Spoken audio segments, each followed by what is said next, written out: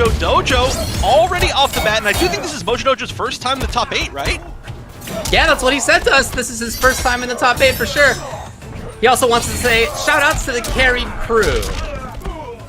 Sagat says, my top 8 match with Mojo is something I'm looking forward to, as I've never played him in a tournament situation before. So there's a bunch of new stuff going on right now. All right, well, I love to see that. We've actually seen quite a bit of new stuff every single week here, but starting off, we are seeing a pretty strong lead here from Sagat, who, of course, is one of the most regular top 8ers here, pretty high up on the points. I don't remember the exact number, but okay, this is a pretty okay chance. Kabal would have to spend a lot of crushing balls, but oh, the Buzzsaw stays, and that's going to guarantee some sort of chip win right there. I love seeing the Buzzsaw. We saw it a lot right after Ultimate came out, but then I feel like we see it so much less. It's still terrifying. Yeah, it really allows him to control at these ranges that are hard for other characters to deal with. Each thing you do has a solution, right? But a lot of it involves trades, and a lot of it just involves kind of KO situation damage. Yeah, and sometimes, even if you do guess correctly, you're not going to get the best punish that you possibly could because you're still going to have to avoid it, or you're going to have to cut it short so you can block it.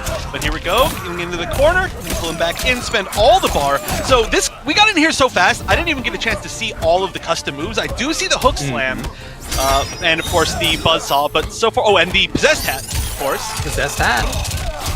I'm not sure what else for Kabal though. I haven't seen it, or maybe I just missed it. Oh, the reaction right there. I love this. Yeah, that is something he can do, of course. Just buzz to the other side. Not going to quite kill. He'll need something else. But this will, of course, leave Sagat with his own fatal... The grab! Oh, he can absolutely do it. Next strike, throw, or neither. Oh, great anti-air in the teleport.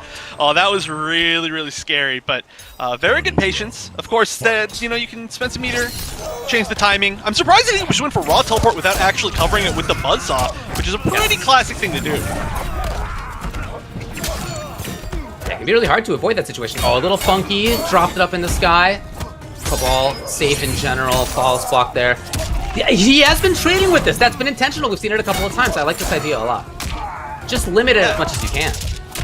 Yeah, so, I mean, Sagat did say that this is the first time that they've played in tournament, which I would assume means that they've played outside of tournament, so there must at least be some sort of experience here. As I think most of the players in this region really do have some sort of experience against each other, at least a little. Oh, okay, that's not punishable. If that was a little bit earlier of a breakaway, I think it would have been punishable. This is exactly where Sagat wants to be. Oh no! But another big opportunity coming. He had Fatal Blow. It must have been some sort of weird mistimed Fatal Blow right there. He's still got a chance, and all he needs to do is Fatal Blow again. Where are they? He's stuck in a bad spot. Yeah, that is one of those situations that I don't know what it is that Mojo Dojo could have done. I think that might have been one of those just, you're done, right? You're going to take some of this chip. He was running out of defensive bar. I think that was it. He just needed to not have been there. Yeah, I mean, okay, so to answer my question from earlier, it does look like Slight Gas. The air dash from Kabal is going to be the other move that he has, which we actually saw the Kabal come out of Waz last week, but we didn't see the Slight Gas variation. So maybe you jump and you air dash and you try to just get really far over it, because sitting there and blocking, you don't stand a chance. So maybe that's your best choice? I don't know. Yeah, maybe just hope that the opponent isn't going to anti-air for no reason, right? Like, maybe. It's possible, certainly.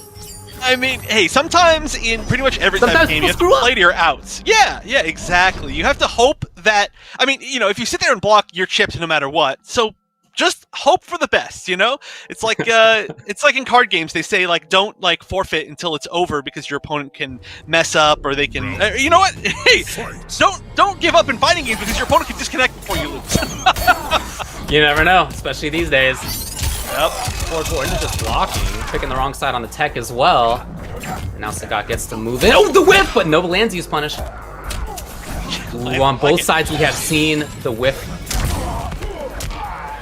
Oh, that was super weird. I think it was just the amplify of the dive kick that whiffed, and so it just brought him to the ground super quickly. But it looks like Sagat's taking the momentum again. Oh, okay, finally. I love seeing that actually whiff punish, because everybody just gets hit by the follow-up there. Oh, the sweep! Oh, so sick. So sick. It is a bad spot to be. Mojo Dojo again in the corner. I feel like we've fought so much of this match so far. Has been in the corner. Last game and this one. He tried it, but he the buzzsaw. Oh no! I love it. He moved the buzzsaw and then just like moved it back into place. He 100% was baiting that. The buzzsaw usage has been so good so far. Here's a full combo. Oh, what? I actually have never seen that conversion. That was super cool. Oh, I forgot he has okay. He's trying to kill this round. He's almost got it. Gotta get out of there. He does pick the right moment, but even still, just didn't have defensive bar. Having just broken away, you're not gonna avoid the chip that way. 2-0 pretty quickly. Yeah, I mean, honestly, it looks like there are answers that are known for the buzzsaw, but Sagat's just putting on like such a clinic on how you play that variation or with that move in particular. Like he knows that his opponent like has the answer, so he's instead choosing a different answer. He's doing all the cool conversions, he's doing all the cool setups. He did the sweep with it in the corner, which is really cool to see. I love every combo off of a sweep in Mortal Kombat history. Yeah, so all together, I think it's just like a masterclass in buzzsaw in general. Oh, Mojo. Well, what Mojo Dojo said in terms of, I asked him his thoughts on the matches. He said this is the optimal Cabal versus the Kung Lao of Oz, and this is kind of looking like it is the Kung Lao of Oz. I mean, we've seen Sagat do well so far in the MKPK even before this. You said earlier that we hadn't seen that much of the Buzzed since early in Ultimate we did, but then kind of haven't seen it that much.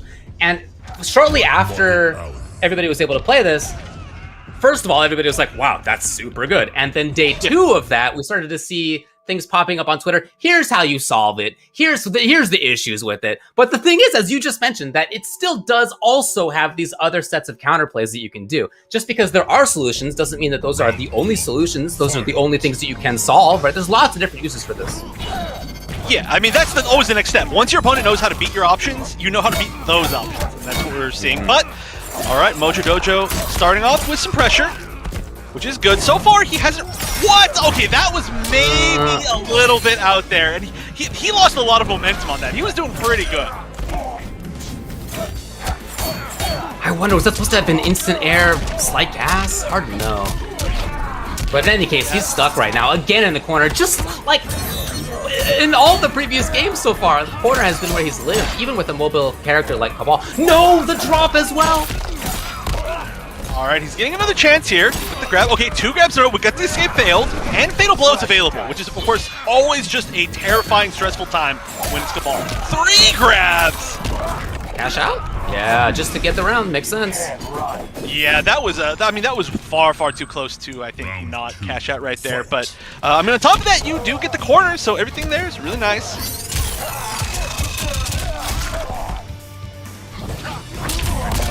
Forward throw with Loud, not gonna, okay, so the interesting there was I was literally about to say forward throw with Loud doesn't generally give you Oki, but then he used that interactable super well to still apply pressure in a way. And he converted.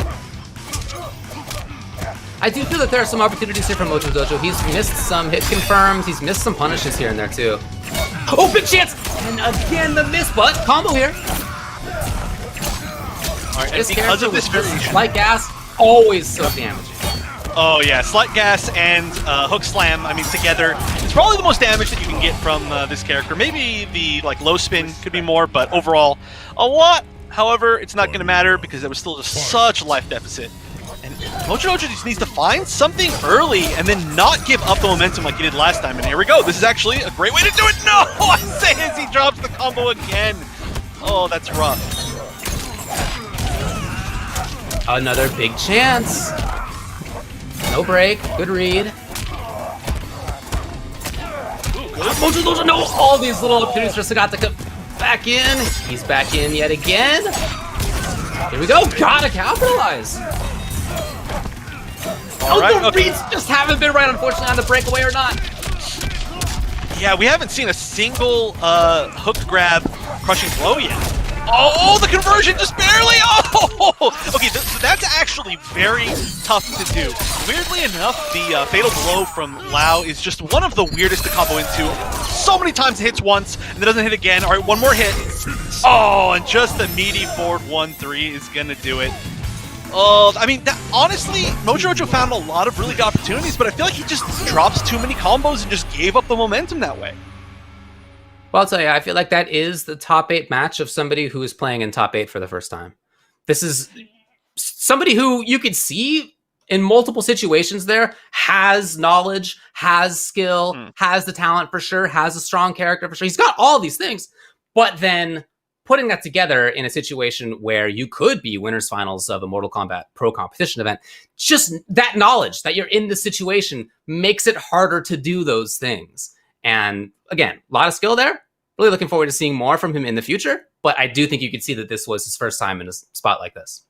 Yeah, it's definitely something that is. It's very clear if you've seen enough people that it's like their very first time. But like you said, he had a lot of moments that were extremely good. Knew a lot of really good answers for the buzzsaw, but also it's really tough against a really high pressure character in a high pressure situation, right? And Lau, especially buzzsaw Lau, that's constantly making you make reads like over and over and over, even in neutral. If he hits you with any single button, like if you block any single button, you're constantly having to make a read. So I think that's just probably like compounds the problem. And not out yet though. That was the winners bracket, so there will still be another chance at least.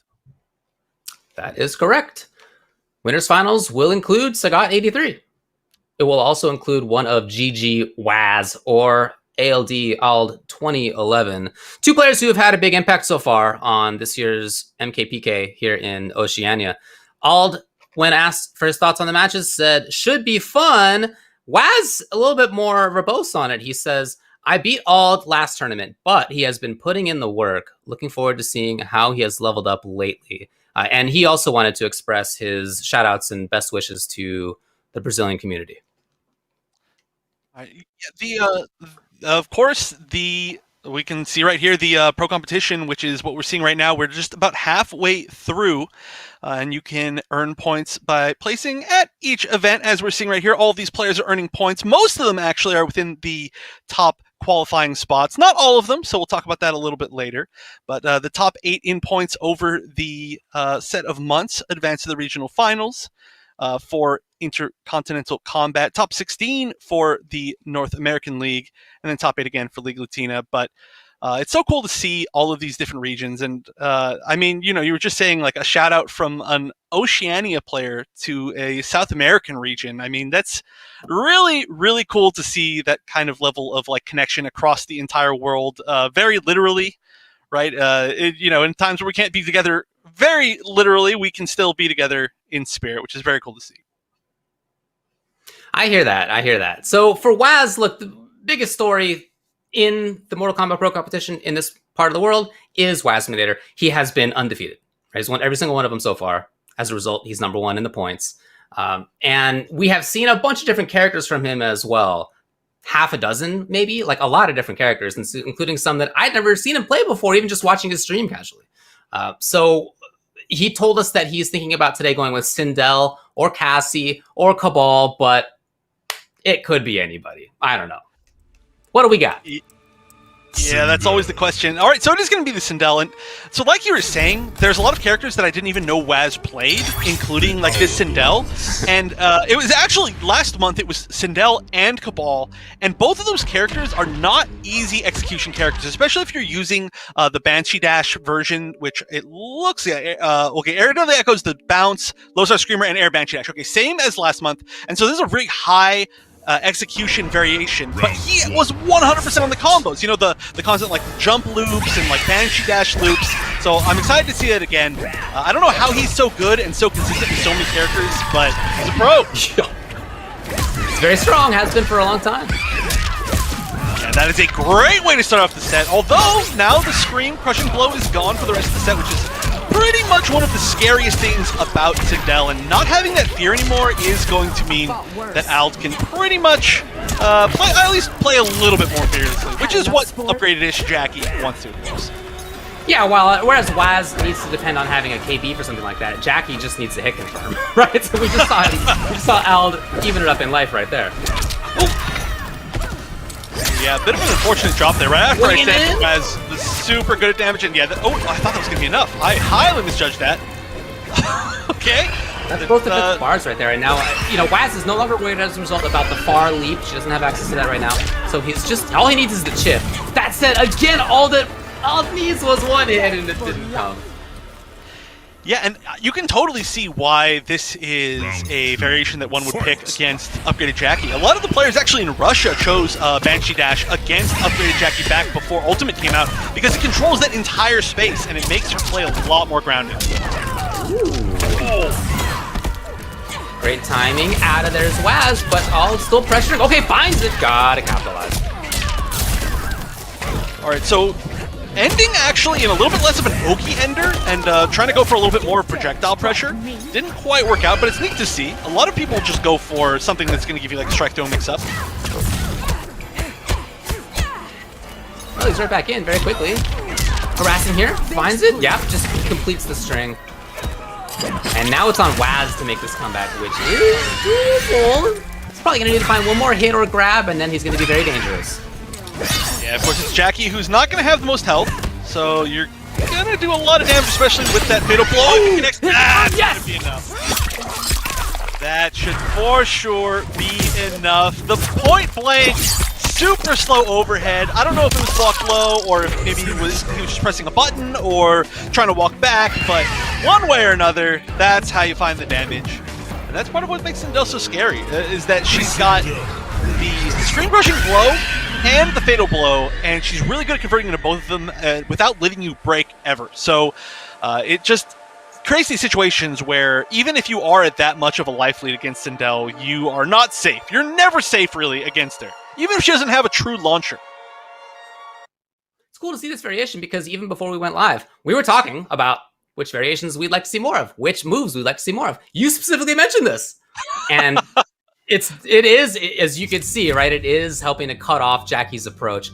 It is helping to control the stage a little bit, make Ald not want to just hop in there, instead play grounded a little bit more, or maybe even, you know, one thinks maybe that's part of why he went for that ender into attempted projectile control, right? Not thinking he had as much of an approach option there.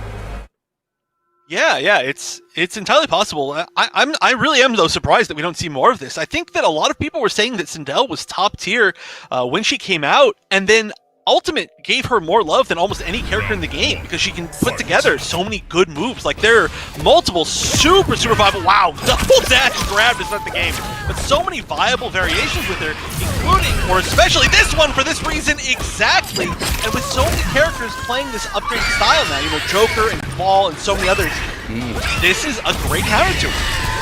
Oh, yo, I think that was on reaction is how it seems to be. That was gorgeous right there. By Wasu misses it, but still in big time control life-wise. Yeah, I actually think that was on reaction too. That was like such a weird time to scream otherwise, and it was just perfect on time with it. But of course, you know, I said that Waz's execution is just too good, and he's dropped multiple combos now, but he hasn't needed them because he's still getting quite a bit of damage. Round 2. Jackie is powerful situation. Yeah, Jackie is one of those characters that does have like a little bit of a weirder hitbox to combo too, and Sindel's combos are really difficult, so I can see that coming into play. Super funky to see Waz play this kind of pressure forward movement style now and then. Yeah, he's really enforcing the grab as well as the big swinging overhead, which I think is hitting just because Ald's trying to walk out of it, is how it seems. It doesn't seem like it's really hitting because it's a mix-up. It's just Waz understanding when to chase, when to get in there. It's Wild in there now, and he cashes out on the KB from 400. Okay, taking risks. I like that. You gotta not be afraid, especially with the fact that that's really the space that Waz has been controlling, but still just needs one more hit, and again, the approach is gonna be really difficult here. Oh, but like you said, just moving forward every once in a while, knows when he can find that pressure. Didn't believe in that hit right there, and it was hard to have believed in it. Can't fault him too much, but now at least he's in. Waz playing safety first. Went for a very cheeky mix-up, but oh no, what an unfortunate way to go. Catches him with the follow-up to the cartwheel. So that's going to be a pretty quick 2-0. But yeah, I love that he went for the cheeky low mix-up. The low projectile can mix people up in certain situations. You know, you've got like, for instance, the back 3 string that ends in that plus high technically, so you try to neutral duck it, and so then you can use the low projectile there, or you mix it up with the fear of any of the overheads. So it gives you just a little bit of cheekiness when you need to close things out. But I don't think we're going to see a switch from Ald. It seems like Ald tends to really kind of kind of commit to the Jackie. Jackie Although, I think we saw maybe like a Sonya from Ald last time. Can't remember. Yeah, he said that he's thinking about playing Sonya. Yeah. When asking which characters he might pick, he did mention her, but looks like it will be Jackie yet again. It's hard to fault him too much for that, and he has gotten in there, right? He has started things off. He has had these big damage opportunities. It does seem that Waz is controlling more than Ald is able to get in, but I mean, you know the strength of Waz and how easily he inflicts his will on players. Yeah, I mean, in so many different styles too, you know, it really shines through. I think with zoners a little bit more like kind of space control characters, just because it's what he uses more. But you know, for instance, we've seen so much successful pressure this game, or this set, I mean, which is a weird thing to say when it's like mostly been him running away. Oh, there it is again. But, yeah, just like in the last game, he's dashed forward quite a bit. He's gone for grabs. So you are worried about the forward 4 there as well. Forward 2 swinging in. He's got reasons for you to not duck. Really showing off the string bang there. Nice. I think that might have been an option select with the flawless block up 2, possibly, or maybe just a messed up input for it. But one way or another, it worked out, because he actually could have gotten a really big conversion had he spent a little bit of meter, or at least just gotten a Banshee dash, ended it. But now match point Waz. We're looking for 2 3-0s today.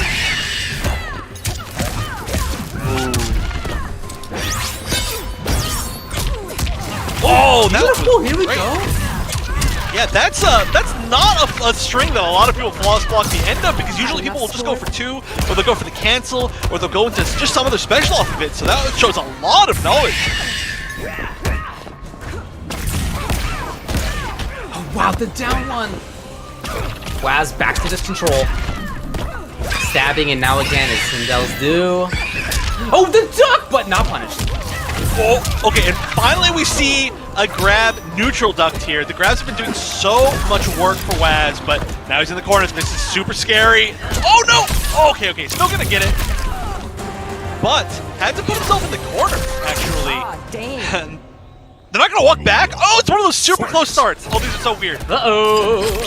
Yeah, and Waz immediately taking advantage. Like the hand. Not gonna give him that corner so lightly. Oh, he does move backwards. Weird, Al keeping a great spot on screen. Wow, forward! A lot of weird interactions right here. Okay, he went for the one hit overhead. I like it.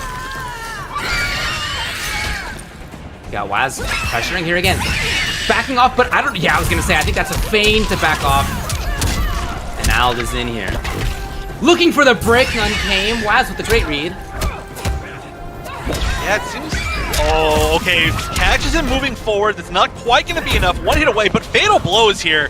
And that's any conversion. Any conversion here, and it's over. Oh, that should be it, and it will. I think I should be doing more than enough. And so I was answered. You know, I said, is this going to be the second 3-0? And Al said, no, definitely not today. Oh, it's not it. It's not it. How is that not it? Yeah. Okay.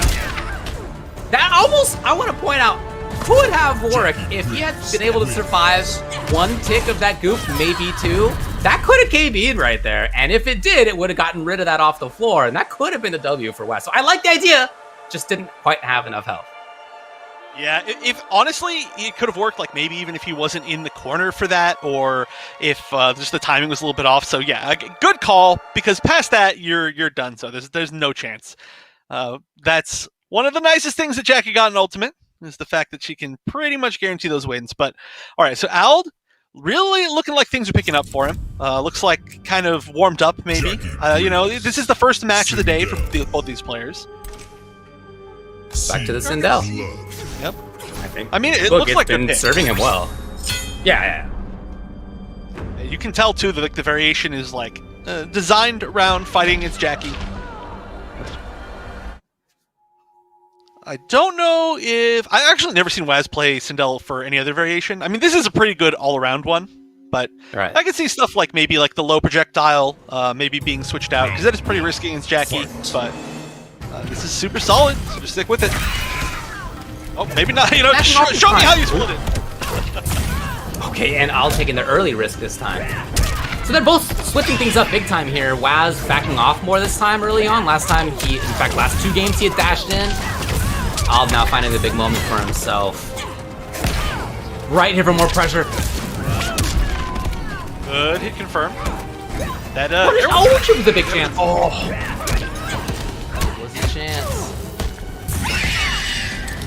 all right, no counter hit there. Okay, this is going to be one hit away now. Pretty much any conversion, you can spend 1 bar and get that amount of damage. Just because the hair width is just a ton of damage when you spend a bar. But fatal blow But failed. if Ald finds a hit right here, I love the back off. Still though, if Ald finds a hit, he can absolutely make it. All he needs is any string into fade. Oh, he tried it! And I can't believe he got hit out of it! He tried on the action fade. I love that option, actually. It was just barely too, so that had to been literally like on the last frame. Still has a chance, though.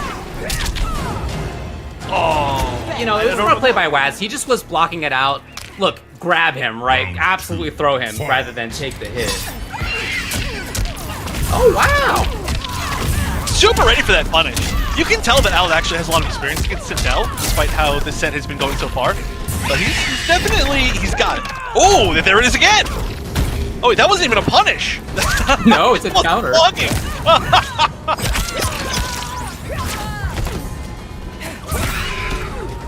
Wow. I like backs up and then low starts screen. Oh, beautiful. First time we've seen the flawless block as a way to deal with hers. Oh, we gotta make this count. He can absolutely kill. No, it's not gonna be enough. If he can control the stage, he cannot. Oh, it was a big opportunity. 2 big opportunities. Oh, This actually may be it. Is this it? I don't know. I think it is. I'm just gonna say yes, especially because Jackie has that lower health than everybody else. Okay, it looks like this was actually more than enough. And just like the first game, you can never ever count out Sindel. That's why she's so scary. Even if there was all that damage over time on the floor, which is something that we very easily could have seen and probably would have seen against other characters, is we like to see like the Jackies like jump and just shoot the like plasma on the floor and then maybe amp it and then shoot another plasma and just say you can't get over this. There's nothing you can do. But I think Ald knew that the Scream would be a punish and it would be a KB and it would get rid of it, and then that is exactly what would happen. And unfortunately, just didn't quite read correctly. And so Waz will be moving on into the winners finals. Look, Waz has won every single time. You got to think that he's the favorite. But what he said before they played, again, he said that he beat Ald last tournament, but he knows that Ald has been putting in the work. I think you could see that. You know, there still was a lot of good stuff from Ald in that set. It comes out as 3-1, but definitely some good moments for him in it regardless. Yeah, and I really enjoy watching Waz's Sindel. I really hope that that's a character that he really commits a lot more time to, because, you know, like we were saying literally right before this, I think Sindel is a super good character and a really good character to have in your pocket against those air mobility characters exactly like that. But that means that we might see it later, or we might see one of Waz's other million characters. We will see. That'll be for later on. For now, we're going to go down to the losers side. In just a little bit. Just want to shout out the stuff that we are wearing today right here, these Astro headsets. You can check them out for yourself. Thank you to them, to Astro Gaming, for being the official audio partner of the Mortal Kombat 11 Pro competition. Again, all of our audio on commentary is provided by Astro for the whole season. You can head over to astrogaming.com to find more information on all of their officially licensed PlayStation audio products available now. Check them out. So again, heading down to losers side now, the New Zealand side of the bracket for the day, right? Again, we have in the top all Australians, in the bottom here on loser side, all the New Zealand players. We're going to start out with Hey It's Bella versus Solar Plexus. So Hey It's Bella is down here because she lost to Ravioli. However, she made top 8 by beating Ravioli. And when I said, what's your storyline of the week? She said losing 3-0 to Raging Ravioli, then meeting him back in losers to beat him 3-0 to make top 8. That's a great way to make top 8, right? Overcoming the person who sent you down there. She's currently 20th in points overall. And then you have Solar Plexus, who's currently 13th in points overall, who says, shout out to Temp. Hope you're keeping that bench nice and warm for me. I hope there's a good in joke right there. These two players, you know, as we say who is what in points, keep in mind that Waznator is definitely first overall by a big margin. But the nature of this scene is that after Waz, there is a very tight race to make second, third, fourth, fifth, sixth, seven, and eighth. That's a super close race. So for each of the rest of these players here, each week has a big impact on whether they make it into the finals or not. Yeah, and also on top of that, I mean, just the seeding. The seeding is going to be so important. You know, when somebody is that dominant, you really don't want to be on their side of the bracket, especially when, you know, the different amount of places give you a different amount of money. So, yeah, we have 3rd, 4th, 5th, and 6th here, all fighting out for more points. And, you know, players like Bella in 20th could easily still make it into that qualifying spot. You know, we're only halfway done. So, just by the nature of being halfway done, technically anybody could still make it from this point if they are lucky, and they do well. But I'm excited to see Solar Plexus again. Last month was my first time seeing Solar Plexus. Really strong Setron player, and Heads Bella is a player that I'm not as familiar with, so I'm excited to see the Jade. Got the Delia's Dance, of course. One of the big barn burners of moves in Ultimate. Really solving some gaps for her, solving some pressure for her, helping some pressure for her. Since when is ignorance? Yeah, like quite literally filling gaps in her gameplay. But of course, if you know how to punish it well, then you're going to get quite a bit off of it. And I guess one of the upsides here is that Setron isn't going to really get a huge punish on it, even if that read is correct. Oh, starting off with pretty much the biggest punish. And yeah, I think that honestly might have been a down 2 anyway, even if that wasn't a break, because the full 2-1-3 hit out of the air. But regardless, Solar Plexus starting off strong. And here, this is going to be the real test of the matchup, is when Jade activates that globe, it comes into all the projectiles. How do you deal with that when so much of what you want to do is a projectile? Woo. I already love that we're seeing Bella bring in and finding it. Yes, Bella has already made the Delia's Dance work and has taken some risks in doing so, but both sides of them work. Yeah, that's there. Alright, but that is going to be the life lead. Fatal Blow, though, available. A little bit scary. Oh, that is such a scary move to do when Fatal Blow's there. I mean, when you throw those air projectiles, you are just hanging.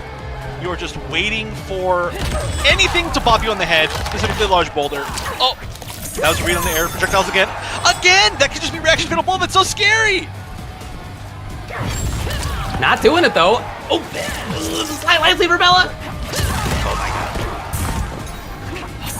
Neither one wants to open the sky to see either land. Neither of them lands on the other. I can't believe it. Of all things to land on is finally that. Oh, wow. I know. Neither of them land on like the most active projectiles in the entire game, and they just land on a low projectile. Oh, no! Punish.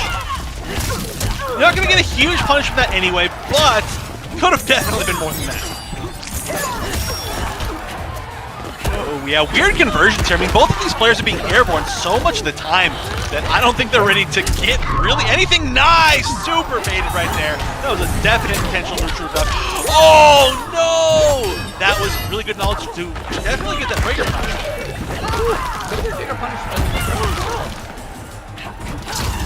We got Solar Plexus trying to back off. Hey, it's Bella. Okay, mixing up the strings well. Solar Plexus getting away. Just would love to chip out a little bit here. You know, I like those teleports. They've been very unusually timed. He's gone for jump forward air teleport 2 or 3 times now. Each time Bella has not been ready for it.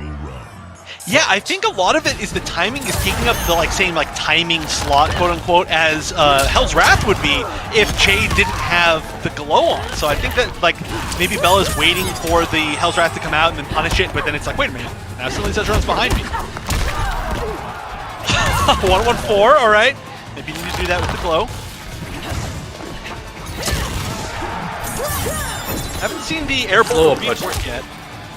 No, but you're right that they have been so airborne that I understand why that keeps coming out. A little bit of damage each time goes for the overhead. Oh yeah, not gonna get a big conversion off of Setron's jump kick, not without Geyser anymore. Oh, what a weird trade! The vines just stay there. That was so weird.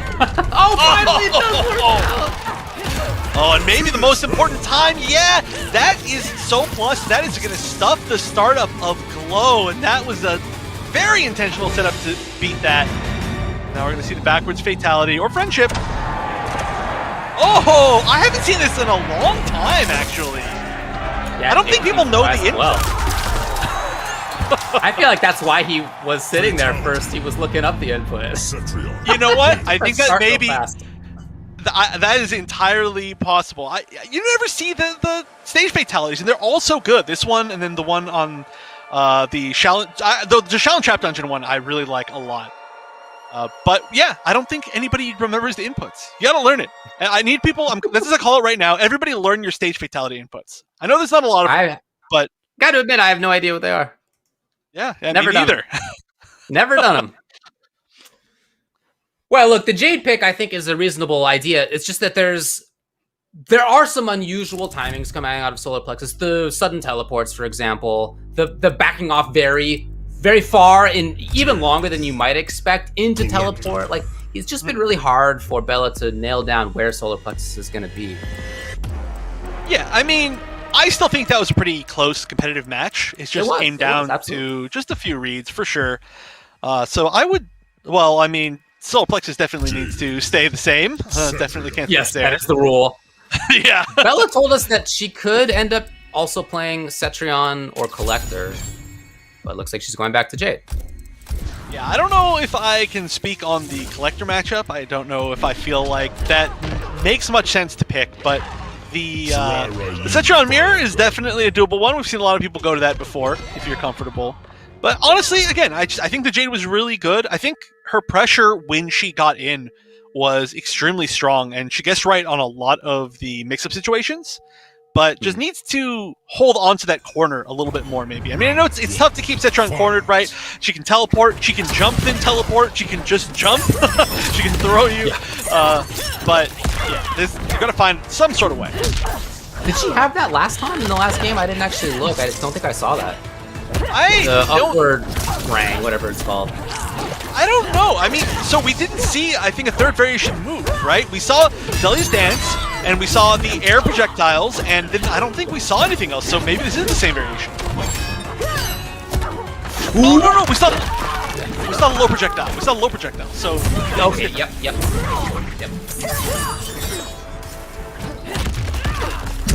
Oh, well, okay, did get the punish after all. Very nice. There is that forward teleport that clearly, again, Bella is not expecting. Yeah, it is tough. Well, with individual hits, strike throw game looking good right now. Knock it out of the sky. Tried to pick it up. I like the idea, but no, not quite. Yeah, I mean, regardless, that did manage to get her in close. That was really cool idea. Oh, and there it is. Yeah, that was what I was saying was so scary in that first game of the set, was that if you jump and throw an air projectile, it's just time for finish.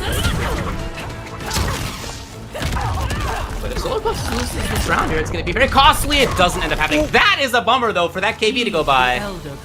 Yeah, I don't know if that was like that. It might have been an unintentional hold, or maybe not. Maybe doesn't have that setting on, but yeah, that could have led to a lot more damage later. We'll see if it does though. I mean, it's still going to be a lot of damage, which is the nice thing, and it's not like you're going to miss the combo off of it like you used to when Geyser was there. Right. Oh, but here we go. Pressure beginning. Oh! You know, almost right, not quite. Well, that does actually again. Did almost hit Art. Nice punish. I love all of these like Jade Shadow Kick punishes. Ooh. Okay, above the wall. Wow. Yeah, just barely on top of it. Gotta stay above, as you can see. Ooh, it was close. You might have touched it anyway. Yeah, I think maybe that's the reason why it even worked. Okay, here's the glow, and ooh, that was a really nice teleport. That had to have been a read on the glow, or maybe just, I guess just a good read in general. All right, not gonna both jump over their projectiles this time. Whiff. Oh. I'd gone for grab before in that situation right there. That's what Bella was looking for yet again. Yeah, this Cetrion has such a mix of runaway, space control, which is what you're expecting more of from the character, right? But then again, these teleports. Jump forward, teleport in as soon as he saw that there was a glow, right? It is that forward movement that's really sealing a lot of this ability to stay in the middle of the stage and ability to continue to control the stage. Yeah, and unlike some other zoners, Cetrion still always is going to have some sort of options, even when Jade is in glow. Like, for example, like the vines. A lot of people can react to the glow with the vines, even though they are a little bit of a slow startup. Normally, people just don't even try to punish, but it's not considered projectile, so it's always going to be there.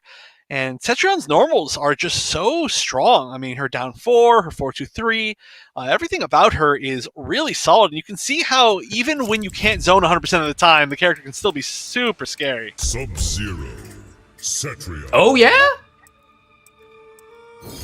Not an uncommon It pick. You were saying before this stream that Sub-Zero can be pretty scary against zoners. You know, you want to throw projectiles, but he just needs to hit you with one, and then it can all be over. Yeah, it's like I don't mean to say that I think that he wins those matchups even necessarily. Yeah. It's just that you need, as Cetrion, you gotta throw projectiles. That's what you do. You have to do it. But some of those times when you do that, there is going to be a deep freeze that comes through, and that can snowball so dangerously. It's a mix-up. Yeah. Oh, that was a very quick reaction to confirm that he didn't actually get that punish, which is pretty impressive because I definitely would have just gone through with full strength right there and been like, what? But yeah, great reactions from Solar Plexus, and now again pressuring, which is seeming to be a little bit of a safer option. Honestly, Solar Plexus is getting a lot more. Oh, look at that! Counter feed. This is the start of the mix. Tried to chase, but out of there. Okay. This should go for a second. Nope, it's not. Ooh, I like Great that. block. Oh, I love that right there. That was excellent defense into immediately turning into offense. Yeah, tricky stuff too. Oh, I like this. Just going for the 100% mix-up. Oh, I can't believe that wasn't punishable. I truly don't believe that. Available for both. Even a slide might be enough here. Oh no, why did I say it? Why? You gave voice to it right there. Oh, I know. Solar Plexus had exactly the same read and goes up to match point. But that was actually a really good also reaction from Solar Plexus to realize that the 2-on-3 crushing blow wasn't necessary right there, because it's going to be really important in this matchup is what I was about to say. But there we go, we see it. Punish as much as you can, because normally Citron's punish damage not super high. Big chance. Here for hits, Bella. Very intent on mix-ups right now. Very intent on mix-ups. 3 in a row. Big has been slide. We saw down 3 from there. Okay, out of the sky. Yeah. Not enough, I think. We need one more mix-up. Oh no conversion. All right, still good. Yeah, that was scary, but yeah, that was a Sub-Zero round for sure. Final round. Fight. Now we see Cetrion is cornered. Well, air-to-air with jump punch. I think I've literally maybe never seen that in my entire life. With Cetrion. Back to where Solar Plexus wants to be. Okay, great patience right there. There is a second. Oh, wow. Okay, very gutsy. The range was perfect. Attacked off exactly where he wanted to be with her. A little bit delayed. If that had been slightly earlier, yes, but instead Solar Plexus with a huge life lead now. Yeah, this is going to be tough to come back from, but if any character in the whole game can do it, oh, well, I was about to say it's Sub-Zero, but not Sub-Zero without a head or chest or whatever's about to disappear right here. Nothing! Nothing! Don't they explode on that brutality? What? I could have swore they explode on that brutality. I don't know anything about this game, but regardless, the Sub-Zero pick, it was looking actually pretty good, you know? Like that full mix sequence in the second round there was very, very strong. Obviously, it won the round, but overall, that Cetrion looking solid. And one of my favorite things about that Cetrion is the Earthquake usage. I think it's called Earthquake, the ground pound usage. Mm-hmm. Not everybody really uses it as much as Solar Plexus. It's a strong tool that people underuse because I think it wasn't in her earlier variations that people used. It was there, but not the ones people used. That's actually the one that I played. Was the one that had that. Yeah, I do like again that he has this style of a lot of forward movement with her and at unusual times. So you talk about Earthquake, he did do the cancel into dash forward a few times into pressure, made that work, and then really made that teleport mix-up work, teleport usage work. I really like too that he didn't always do that, because there was that moment when he was cornered and Bella had him cornered, right, as Sub, very scary, and everybody thinks, okay, well, it's time to teleport, right? But Sub can slide theoretically, right, can punish if it's the close teleport. So instead, it was just the jump forward punch into Hell's Wrath, right? It was this even different look on forward movement, and all of those things put together were a big part of why Solar Plexus moves on. Yeah, great showing, but that means that we are 3 matches down, and only one more to see who makes it into this top, I guess 6 technically, where Swazzy and Colt the Icon, 2 players that we've seen a good amount are going to face off. And I called you out on this last time, but for personal reasons, you called Swazzy Shazzy the very first time that he appeared on stream, and that really hurt my feelings. But yeah, moving past that, of course, if you all want to be a part of this, be sure to go to compete.playstation.com for the PlayStation 4 tournaments. You can check this out and the Open Series and many, many other tournaments for a lot of different titles. But it's for all skill levels. Doesn't matter if you're a scrub or the best in the world who maybe has actually played in these, I think, yeah, definitely has. But yeah, visit the competition center, the one-stop shop for everything tournament related. You sign up, use your PSN ID. Everything's on your PlayStation for all of these tournaments. It's super duper easy. I couldn't imagine 10 years ago having any sort of integration like that and then it going anywhere. It's actually unbelievable. It makes me really feel like an old man. Well, you are. I know. Don't say it. Moving on, we have Swazzy69 versus Colt the Icon. Colt the Icon, when asked about his thoughts on this match, he says, I'm just glad I don't fight Sagat first, so I guess maybe that's his demon? And it's going to be quite a bit for him to end up playing that if indeed that ever happens today. But he also says, hashtag the Icon! So I'm back, and I played like a full-grown Goofy last time. Let's not repeat mistakes. Also, I'm hungover! Woo! Good luck. Yeah, definitely good luck there. And I mean, sure, you might be happy you're not playing against Sagat, but this is Swazzy. Swazzy currently sitting in 3rd place in the standings, definitely in contending for 2nd. It's been in grand finals multiple times against Waz, so it's not like you're really getting an easier opponent here. It's just a different one. Well, already fighting the corner here. Yeah, for sure. Big duck. Well capitalized. Kind of filling each other out on timings here. I mean, but these are two New Zealand players who I'm sure know each other well, but you can see that they're both battling for just a little bit of control here and there. Yeah, Swazzy's movement, which is always the one thing that really stands out about him for me, is really coming into play here. It's why I think he plays characters like Liu Kang, like Johnny Cage. Oh, I didn't even realize he had that locked and loaded. He had just gotten that. It was literally the previous knockdown, and guarantee the round, he goes for it. Fight. Yeah. Oh, just a little bit. I think he thought he was going to be able to whiff punish that, but that is the long arm of the law. I need to save that joke for Robocop. But now the corner positions have changed, and you can tell just how important. Ooh. Yeah, Colt the Icon's still controlling things here. This is an extended series. This is just like two players taking turns having fun outside of the corner, basically. Oh, no, yeah. Wow, what a hard read. You have Julia's dance. Okay. Well, Colt the Icon ends up taking it. Come closer. Bit of a risky play at the end of that round, but still you can see by the life bar, dominant performance.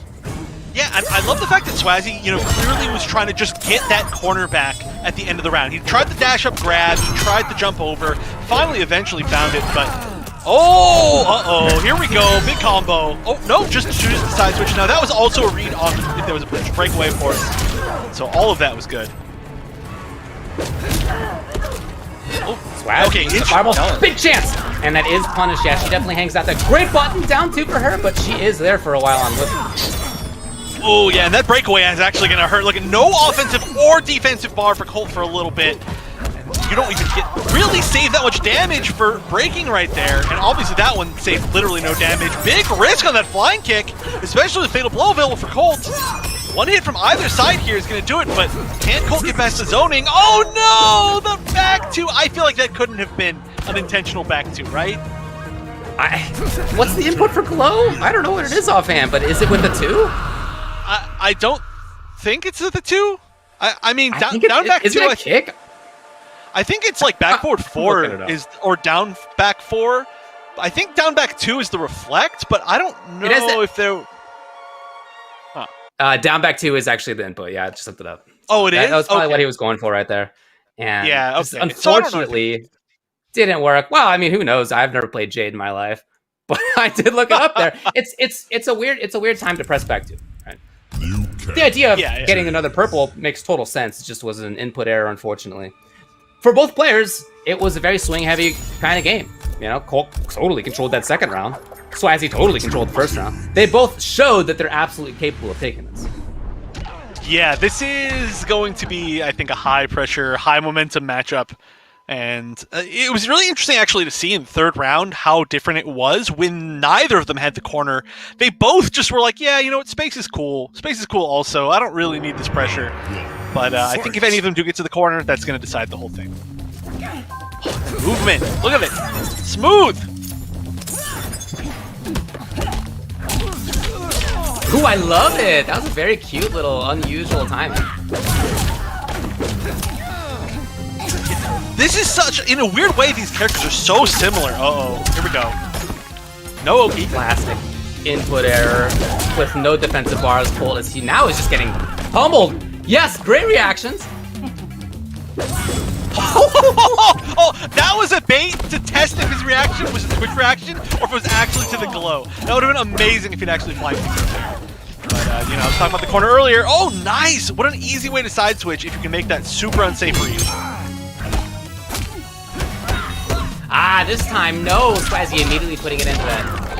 He's gonna capitalize big time. Yeah, no sense in trying to break there. That was 346. Yeah, if there was a break there, it wouldn't have killed, but it would have been pretty much a guaranteed chip situation right afterwards. Yeah. Still get Oki. So smart to just let that go. But yeah, these characters are very similar in a way. Oh, okay, this is big. Never gonna let me finish that thought because you guys are gonna keep hitting crushing blows. But they have this like weird gap pressure that they fill with unsafe-ish moves, which is pretty neat. I mean, Dudley's dance safe with spin bar, but yeah, it's neat to see how close this like mirror of styles is. All right, we need to see this pressure go the distance. I say as it doesn't. Well, very often in that game right there, there were attempts by Colt to vary up the pressure timings. He got away with it once, and that was cool. But after that, Swazzy pressed buttons 3 or 4 times in ways that completely interrupt that immediately took his turn back, or just straight up got a hit confirm. And so Swazzy's attempted pressure, right, these moments where he could have found something, were almost all, by the end of that, capitalized on by Swazzy instead. Yeah, I mean, you know, like I said, they're similar characters, but also Liu Kang has been known as a super strong character for the fact that his buttons are so good in that range that he wants to play at. And Jade, while she does have, you know, she can like down one, she doesn't really have really good mids otherwise. So you have to like make the kind of like low poke, slower mid read with Jade, while Liu Kang is just like 4-4 or like back one or really whatever he wants to do. And once you start respecting those, he starts throwing out the jabs. Or there's just so many different options. So definitely could see how there could be a little bit of an edge up in those closest range situations. But if we see Jade play maybe more of that back 2 range, then that's where she's going to shine. Well, that's been hard to get to, it feels like, because Swazzy has been moving around really well. And not just moving around, but finding really, really good moments to bring out the projectile as well. That's done a lot of the work for him. Yeah, which is a thing that it's hard to try to figure out the perfect timing for against a character like Jade, who's going to have the glow often. Nice! That had to have been a read. I think that was a little bit too fast to be a reaction. Or Swazzy is just a god. Maybe he's a genius. He tried it right there for sure, for sure. Yeah, okay. Yeah, maybe it is reaction. I mean, definitely had a really fast reaction to the glow earlier in the set. Oh no.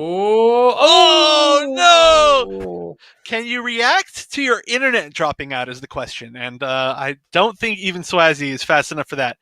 But we do have to find out if that was on their side or on our side. We'll find out for you on that, because it can be the case that the observer drops out and then it just says that somebody else left, right? You don't know. We'll see. Yeah. We'll see. Yeah, as usual. You know, last month we had some connection issues also, so maybe it's just a little bit of a curse, but it's going to happen, especially when you're playing cross-region. It's sort of like cross-region within their region, and we'll see what happens with it. But one way or another, we're still pretty early in the set. At least it's not going to be super anticlimactic, which has definitely happened before, where you're like, oh, who's going to win? Who's going to win? And then somebody's internet drops out, and you're like, oh, that's how they win? That's unfortunate. At the very minimum, this is going to go to like a 2-0 or a 1-1, which seems maybe a little more likely, but again, who knows? And there's still going to be more of a set to play out. I still think this set is looking really close. So we may just reset that one rather than, because it was very early, rather than giving it as a game. We'll see what they end up doing on the back end here. I think it's 2-0, right? Yes. Yeah. Yeah. So this is oh wait, a yeah. game. You're right. But you we are do have right. Yeah. confirmation as well that Swazzy is the one who dropped. Okay. So we got people working on the back end here. Yeah. Well, it happens. It definitely happens. Yeah, this is so much of a classic nowadays. I feel like with all of these online tournaments. I mean, that's the thing about there's so many online tournaments available for everybody that they're just by like that, the nature of that number increasing, the nature of this happening eventually increases, and it's just something we've all learned to live with. We gotta find some like backup plan that's like a universal backup plan for when all of these matchups drop out, because it happens like once. It's got to be more than once a week overall, right? There's so many tournaments. It's literally like there's a tournament every day of the week now for Mortal Kombat. It feels like it's too many for me to keep track of. Full honesty, I'm working, I'm sleeping, ideally. Yeah, you got to do other stuff too. But it's true that there's a lot of really great Mortal Kombat action, and it's a bummer that we are in this world where we can't do things offline. Well, maybe not the New Zealanders so much, maybe not the Australians so much, but definitely we are in that world still. It's a bummer, yes, but also the upside of it, to the extent that there are any, is that we have so many online events as a result, way more than we had before. It's not a new idea, right? They have existed, especially since the scene has had good netcode for the last few games. But there's so many as a result. And that means, as a result, if you want to play in a Mortal Kombat tournament, if you want to prove how good you are, or if you just want to watch, you can do that basically every night of the week. Yeah, I think maybe literally. You might actually be right. So I guess we're just going to consider that a reset because it's super early in that game. So I believe this should be 2-0. All right. Well, one way or another, at the very minimum, Swazzy's going to need one more to win, and then we'll see what happens past that. But that can really throw a wrench in people's momentum, like especially if you're the one who disconnects and gets a loss for it after you were winning.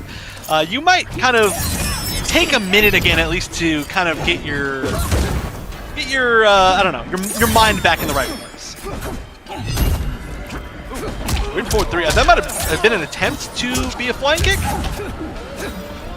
Makes sense to me. Okay, backing off. And now Colt with the purple stuff can play more of a footsie range. I really like that Swazzy backed off there, knowing that he wasn't able to just play at the fireball range. Ooh, it's up against the pressure. Oh, that's so awkward. That's really rough, because that's a punish even if you don't have to break away. It's very similar to a breakaway punish, but you just get it free, which is sad. Never a free purple stuff in this matchup by Swazzy. I'll tell you that. I feel like he's punished so many of them so far. Yes. Even shift. What a duck! Just in case. And now he finds one more hit if it's the right hit. Oh, we made it to rope the one. Oh no, he had the chance again. You're tense. I'm calm. What a comeback by Swazzy to put himself at match point. Or die. Oh, it all started with that brave duck. Fight. He put duck into the eye back too and got the rest of the punish. Dude. Yeah, that was just 100% right reads all in a row. There was really no like dishonest way to do that. That just had to be the correct guess over and over and over. But talking about momentum, that's definitely going to be good for Swazzy. And here we go, big corner. Oh, okay, I was about to say big corner combo, but still big corner pressure. That's a good way to find out. Hey, button out of Colty Icon. Love to get out of the corner. I don't know if he'll get the chance. Oh, punish! Ooh. Well, what a throw. Does he have KB? No. What a read! Oh! Swazzy with going up into the sky for the air fireball. That was gorgeous. Yeah, that was some of the best flying kick usage that I think I've ever seen from Liu Kang. Throughout that set, just the reactions were unbelievable. It was literally like I said, I don't think that's a real reaction. I think he just made the right read. That's right. And then immediately he showed us no, these are just all a bunch of reactions. Even playing online, just too powerful, I guess. I don't know. I don't even know. You got to use who has the fastest big far punish like that. Who would be even better? Maybe flying kick's the best because it takes you airborne. One way or He another. did overstep with it, yeah. Yeah, which is actually he did a lot for that low projectile. So maybe this is the best, Yeah. regardless. Swazi's showing why he's ranked third and very likely going to be ranked second, I think, at the end of this. Unfortunately, iScorpion not iScorpion. Sorry, the other Scorpion name. Unfortunately, Wi-Fi Scorpion. Yeah. Super close names. Both really It's high true, yeah. players in their regions. But Wi-Fi Scorpion didn't make it, unfortunately, this week. So might be giving up that second place spot. I don't know how far he could go because, like I said, third, fourth, fifth, and sixth, they're all here. They're all looking for those points. We'll see. Yeah, because Waz is so far ahead. Everybody else, again, they are battling for this very, very closely packed little box of players in the points. But here's how it looks right now for the bracket. Coming up in a little bit, we'll have the Mojo Dojo versus Solar Plexus and Ald versus Swazi. So we're starting to get some international matchups there between Australia and New Zealand. And keep in mind, we're still waiting for winners finals for GG Waz versus Sagat 83. Yeah, that is a bit of a classic matchup. But remember, there is some sweet merch that you can buy to represent your realm, as they say. You can go here, the website, amazon.com/Mortal Kombat. There is a ton of different customizable options, and you can get some really cool characters like Melina, who we definitely see a whole lot on the Pro Competition. That's a lie. I just want to see some more of her, even though a bunch of people asked for her. But we do see these other characters quite a bit, and like I said, you can customize it to whatever you want, to your region, and you can really represent your region once we can all get back out there and we can actually see what clothes everybody else is wearing instead of just assuming. Coming up in just a little bit, we're going to have the next round of losers. Stick around for that. Hello, everyone, and welcome back. We are about halfway done. We're here with the Mortal Kombat Pro Competition Intercontinental Combat for the Oceania region. I'm Wanda Chef, and joined by the great David. We actually haven't been together for quite a while. It's true, you and I have not been together for quite a while, but I'm glad to be back together with you for this, as well as for the MKPK in general, which, by the way, is brought to you by PlayStation 4. Check out the PS4 Tournament Open Series, as well as other stuff. There are weekly competitions for all skill levels. You can compete against your friends and your rivals for unique rewards. Visit the PlayStation 4 Competition Center. That's at compete.playstation.com. It's one destination that has Mortal Kombat content, giving an inside look at how top players play, as well as tips and tricks for players of all skill levels. All you got to do is head to compete.playstation.com and sign in with your PSN ID. You can easily see a list of what's going on. And let's show you what's going on in this tournament right now as we head over to the bracket, just to give you a little reminder about where we are. Yeah, like I said, just getting to about halfway done here. We've got 6 players left. We're sitting with Waz and Sagat in the winners finals. It's a pretty classic matchup for the region. And then down in losers, the Mojo Dojo and Solar Plexus will be battling it out to take on the winner of Ald and Swazi, which is actually a really high-profile match to be happening this early in losers. But it just goes to show that this region has a lot of really close players to each other skill level-wise.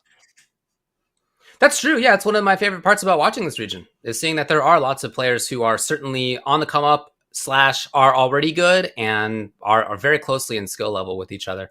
So the Mojo Dojo versus Solar Plexus. Look, the thing that jumps out to me in thinking about this matchup is how Mojo Dojo played when we saw him in top 8 winners side, where he lost to Sagat, but in doing so had some good moments. It was just that this was his first time in top 8. Sometimes when that happens, people have nerves and it doesn't quite go as well as they're capable of. So now in loser side, having had one set under his belt, I hope that he'll feel a little bit freer and less concerned to make those kinds of errors. Well, already making a very big change. We're no longer seeing that Cabal, which is interesting. I would assume that Cabal would work pretty well against this Setron, but what do I know? We are instead going to see the Shang Tsung. So we saw some good stuff in the Cabal. The Shang Tsung got the Shake, got the Force Lift, and the Explosive Corpses. All right, we don't see Explosive Corpses that much. No. They made that do less damage. And yeah, I haven't seen it in some time. Still, Still a pretty neat tool, especially if you're going to be getting some conversions with it raw, which I could see definitely happening a lot in this matchup, but we'll see. Show me something cool. Ooh, all right. I'm all for seeing new ideas, I'll tell you that. Oh, solar plexus. Again, it was that forward movement from this Cetrion that last time was so impressive. Yeah, this is a very pressure-oriented matchup so far. You're like, hey, Cetrion's zone, right? No, Cetrion plays like Johnny Cage. But the Shake is going to make... Oh. She can do it. She can. She absolutely can. I mean, you know, I liken her a lot very commonly to Superman, where she controls a lot of the same like angles that he did in Injustice, has forward 2-3 breath essentially, but just has options for every single point in the match at every single point in the screen. Well, here's a spot nobody wants to be in. Oh wow, on the hop read. Mojo Jojo still here. Chooses to back off. Here's the big opportunity. No! Oh! It's just a little funky there for the 1-run. Combo drops have been a big issue for Mojo Dojo so far. Oh, I like that, but that is a pretty safe option. But of course, then if they start throwing a lot of air rocks, then you just get the dash in for free. That's the mix-up there. Ooh, very clever from Mojo Dojo. But again, wow, no, didn't block the whole string. So if I just back and forth, trying to duck under, which is possible. Alright, here begins the pressure. Nice, using that amazing movement that Cetrion has. You don't even really need a wave dash with her, she just has good movement. She can absolutely kill. If there's something untoward from Mojo Dojo, he's got to be real cautious now. There is a fatal blow to contend with. Oh! Wow! And Earthquake can get under that, it just didn't. It just was not the right timing. Yeah, that was definitely the read, too. I mean, oh, again with the short hops over it. Oh, that's going to be a punish. That is a super long recovery move. Really good knowledge here. I mean, I would have to assume that this is a matchup that Mojo Jojo feels comfortable in, which is, oh, okay, the first raw lift of the day. I'm surprised we haven't seen more so far. But yeah, he has to be comfortable in this matchup. Otherwise, I don't think we would see him switch from the... Right. Wow. Right? Very offensive. Grapple. If she wants to be, yeah. Do whatever you want all the time. All right, Shake hasn't worked yet. There have been no shakes. I was just going to say, yeah. And that's on Solar Plexus to really be mixing up these projectiles well. He has done that. Yeah. Oh, no. Finally, one of them is going to connect. And the meaty, which the Shake wouldn't have been able to beat. And now, how are you going to get past this? It's going to have to be a really good read. Oh, this is a start. This is a start. Oh, no. Could have maybe gotten a punish. Tried for the second jump. It didn't work out. That was actually way closer than it looked, though, at the end. I think if that forward, like maybe it was like a forward 2 that punished into the lift, then it would have been Oki into one more mix-up into potentially death. But overall, yeah, this is a matchup that seems like also on the other side, Solar Plexus is extremely comfortable with. Knowing exactly at what point, like, the projectiles are going to be a little bit too close to react to, or when you can safely throw out the air straight boulder without getting punished. And one thing that I'd have to say is we didn't see the explosive corpses. We never saw that. Cabal. It was not in there. So he's just going to give up on it. Cetrion. Interesting. Again, I really like the timing of the projectiles from Cetrion. If you get predictable with them, then it's not that difficult for Shang to do this smoke and just get it in your face all of a sudden, right? But that never actually happened because Solar Plexus was playing so well. So I feel like that's a big reason to be using Shang in that matchup. If that's not going to work out, then go to maybe a character that he's more comfortable with, and he has slight gas and hook grab, which is the same variation we saw before. Yeah, I agree. I mean, a lot of other Cetrons might be a little bit more scared just from the fact that Smoke Shake is there, but clearly not Solar Plexus. So, oh no, I don't know what that was an attempt for, but definitely not going to be good. Luckily, not huge damage coming out of Cetrion. The big issue here is that now you have to take the chip. Oh no! It came down from the heavens mid-combo. That was crazy. Honestly, the angle on that the 3 three. is amazing. It's so good. Sure. Dude, We should the all fact be that the thankful. 3 is actually like hitting in this guy is wild. Yeah. Oh We should be thankful no! it's not an actual standalone normal or special, or that would just be too much. But yep, the second blocked dash, I think we're seeing a few too many of those. I don't know if it's an accident or what, but regardless, it's just not working out. Well, might have had a chance on the whip punish there, but was a little bit too slow. We are unfortunately seeing from Mojo Dojo a lot of the same stuff that we saw last time. This was so good to get over the wind! Yeah, there. And hit the whole combo as well. This is what we need to see. Yeah, I don't know if it's maybe just that one combo that you're going to need to just kind of get that momentum and that confidence back, but okay, here's another start. Too slow.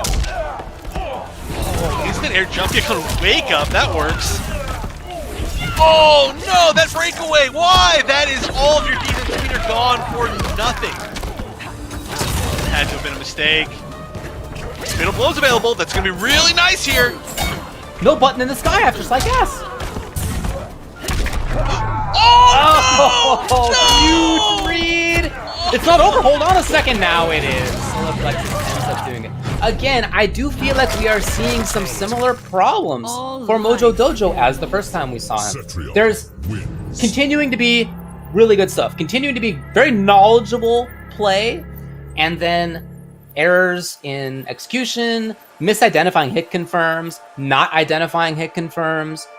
That side of things has not been up to where it needs to be, unfortunately. Yeah, and I mean, just the fact that they got to the top 8 in the winner's side shows that they're a strong player, but, you know, it very much could be nerves. You know, you said that if somebody's first top 8, then we see sometimes combo drops or, you know, a little bit like weird play, but honestly, even if it's somebody's 100th top 8, it's still a high level of nerves, you know, and I've seen people not able to deal with that in that situation. So this could be this. We've seen so many good things. We've seen so many good things, and then we've seen like raw nomad dashes. So just needs to just play half of that game, just the good half. It sounds easy. Okay. Yeah. About half of it, no problem. No problem. No, really though, I know you are too. We're both seeing a lot of very impressive stuff in Mojo Dojo's game. It's just not quite up to where it needs to be for some parts of this.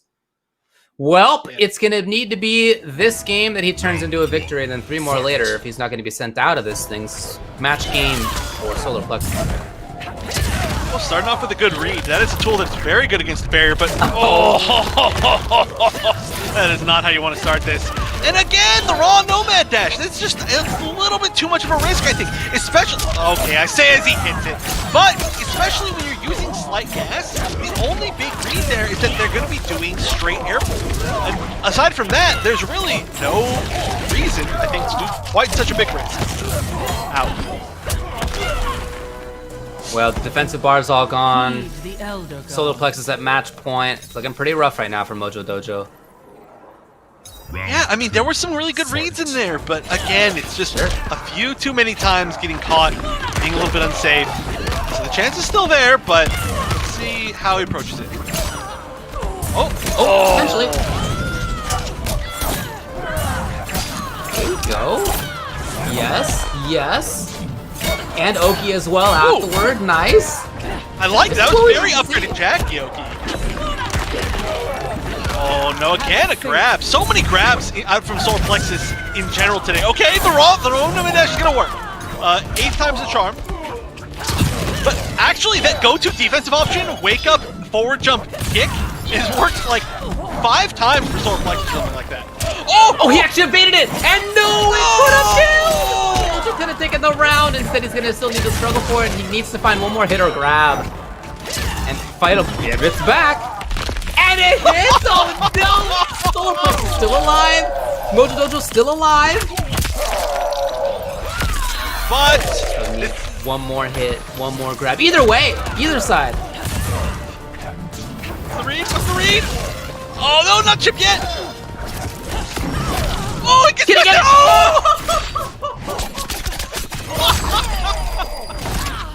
What evasion right there by Mojo Dojo. Chips are down, might as well just let it all run, and he got it. I mean, at that point, whatever you can do, do it, because that was your lifeline.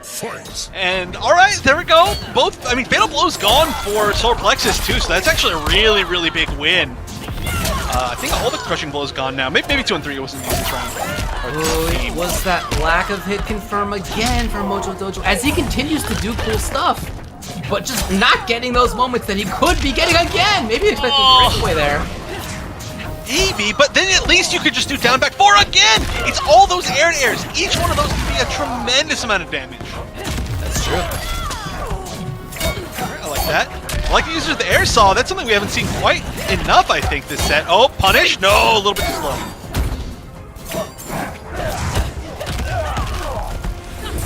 They're a great adaptation by Solar Plexus to realize it wasn't going to reach. Yeah, that is coming into play a lot more and being very effective for Mojo Dojo. Oh! Okay, he needs just a little bit more here. There it is, past the wall. Oh my God, Mojo Dojo takes it. Yeah, that was really Putting scary, a game on the actually. board. If Absolutely, right? Yeah, if that was just a little bit earlier, like later, I guess, on the natural barrier, that could have been the crushing blow, and then that could have just been it. So, definitely made the right read, but just expected, I think, the saw to come out a little bit earlier. But yeah, game on the board, and I mean, there's so many hits. Just one of the biggest things is just no conversions, especially from doing slight gas into jump 2 is an air-to-air, which is going to happen a lot in this matchup, and it has happened a lot, but we've seen full conversions maybe like one time. Cetrion, Cabal. Well, that's his first game in this top 8. You know, he got sent out to loser side 3-0 by Sagat. So I'm happy for Mojo Dojo that he gets a win under his belt, and I hope, because again, we continue to see strong stuff, that he can build on that and do well throughout this set. Yeah, I mean, I think we've seen, especially there was that one combo where he like ended it perfectly. It was a tough conversion. He ended in the really cool instant slight gas jump over into jump 2. All of that was really cool, very practiced, and you can tell is that was really nice. Didn't expect it, I think, to hit in that direction, but already starting off really strong. Looking fantastic. Well, the drop, and unfortunately going to get punished on the counter hit for it. That's just like that, Solar Plexus with control of the stage. Oh, or not. Hold on a second. No need for the bounce, unfortunately, from Mojo Dojo. Yeah, but just the life lead is going to be really important here. Oh, good use of the body. Oh, no, what? So many risks here with the raw attachment, especially when you have a life lead. It's a little bit unnecessary. It isn't going to matter. It takes another round, but I do really like the usage of straight saw from the ground, which is a really good check, and we see a lot of characters with those straight projectiles. Check Cetrion every once in a while. Seems like it's working out for Mojo Dojo. Lovely jump away right there. Mojo Dojo, you know, he is being more active as well. A little bit of patience. Oh, what a call out! Oh, and the full thing. Oh, doesn't quite. A little bit earlier, that would have probably punished that weird. It must have been an attempt to wake up 3, but just got standing 3, which could have been bad. Again! Counter it said.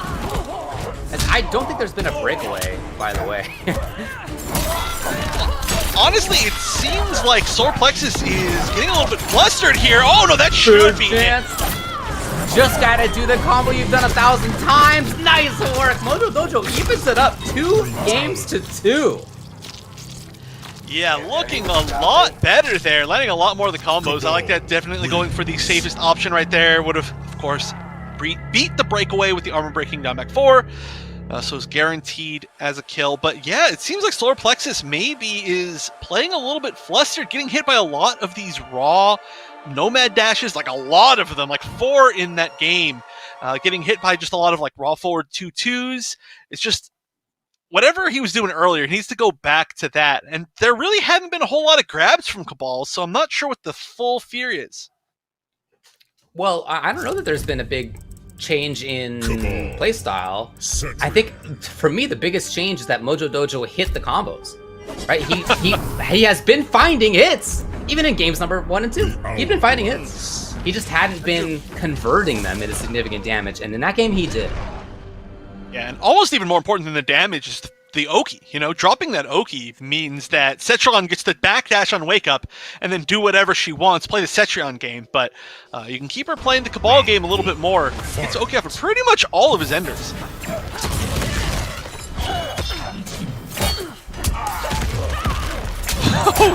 Down 3 into Earthquake, but yeah, that was a good punish. Look at this. Mojo Dojo right back in there. The combo, yes, fully connects. He's in here for pressure as well. He even goes into jump kick. No bad dash. Look at this guy. Okay, this is looking so good. This is like an entirely different player than we were saying earlier. This round is too much. All right, when you come up to, you're gonna side switch. I don't know how you make this comeback. I'm not really sure if it's possible, but we'll see the attempt. That should be a punish. Yep, good knowledge forward to max range. And now Mojo Dojo, after looking a little bit rough, is on match point here. Fight. What a comeback. And I really think the biggest thing is that he's actually been hitting combos. 100% that last round, and that was a lot of combos. Oh no! Ooh. Looking for the read on breakaway and it didn't come. So Mojo Dojo needs to get back in, needs to fight. Ooh! God, it controls the air so well. And that down two was actually a big mistake. There was no defensive bar, so breakaway could have never come. But still, down two is going to be a decent amount of damage. It's not like she gets a huge amount of damage in general. Oh, that was almost a 6 conversion. Still got 2 jump kicks at least. The mid. Oh, the comeback could be here. Has fatal blow to the conversion. Oh, great timing on Hell's Wrath for Solar Plexus to put himself also at match point. We're going down to the final round. All right, finally. I think for the first time today, we're going to see a very final round. Air-to-air Hell's Wrath, and another one. Ooh, that was actually the long distance. 2-1 into Earthquake has betrayed Solar Plexus a lot today, but he's still going to it. And oh, the zoning is really taking effect here. Oh! No! Can't fight away over the boulders! These jump timings respect the hard read, the frustrations! And that may be it, Solar Plexus ends up taking it.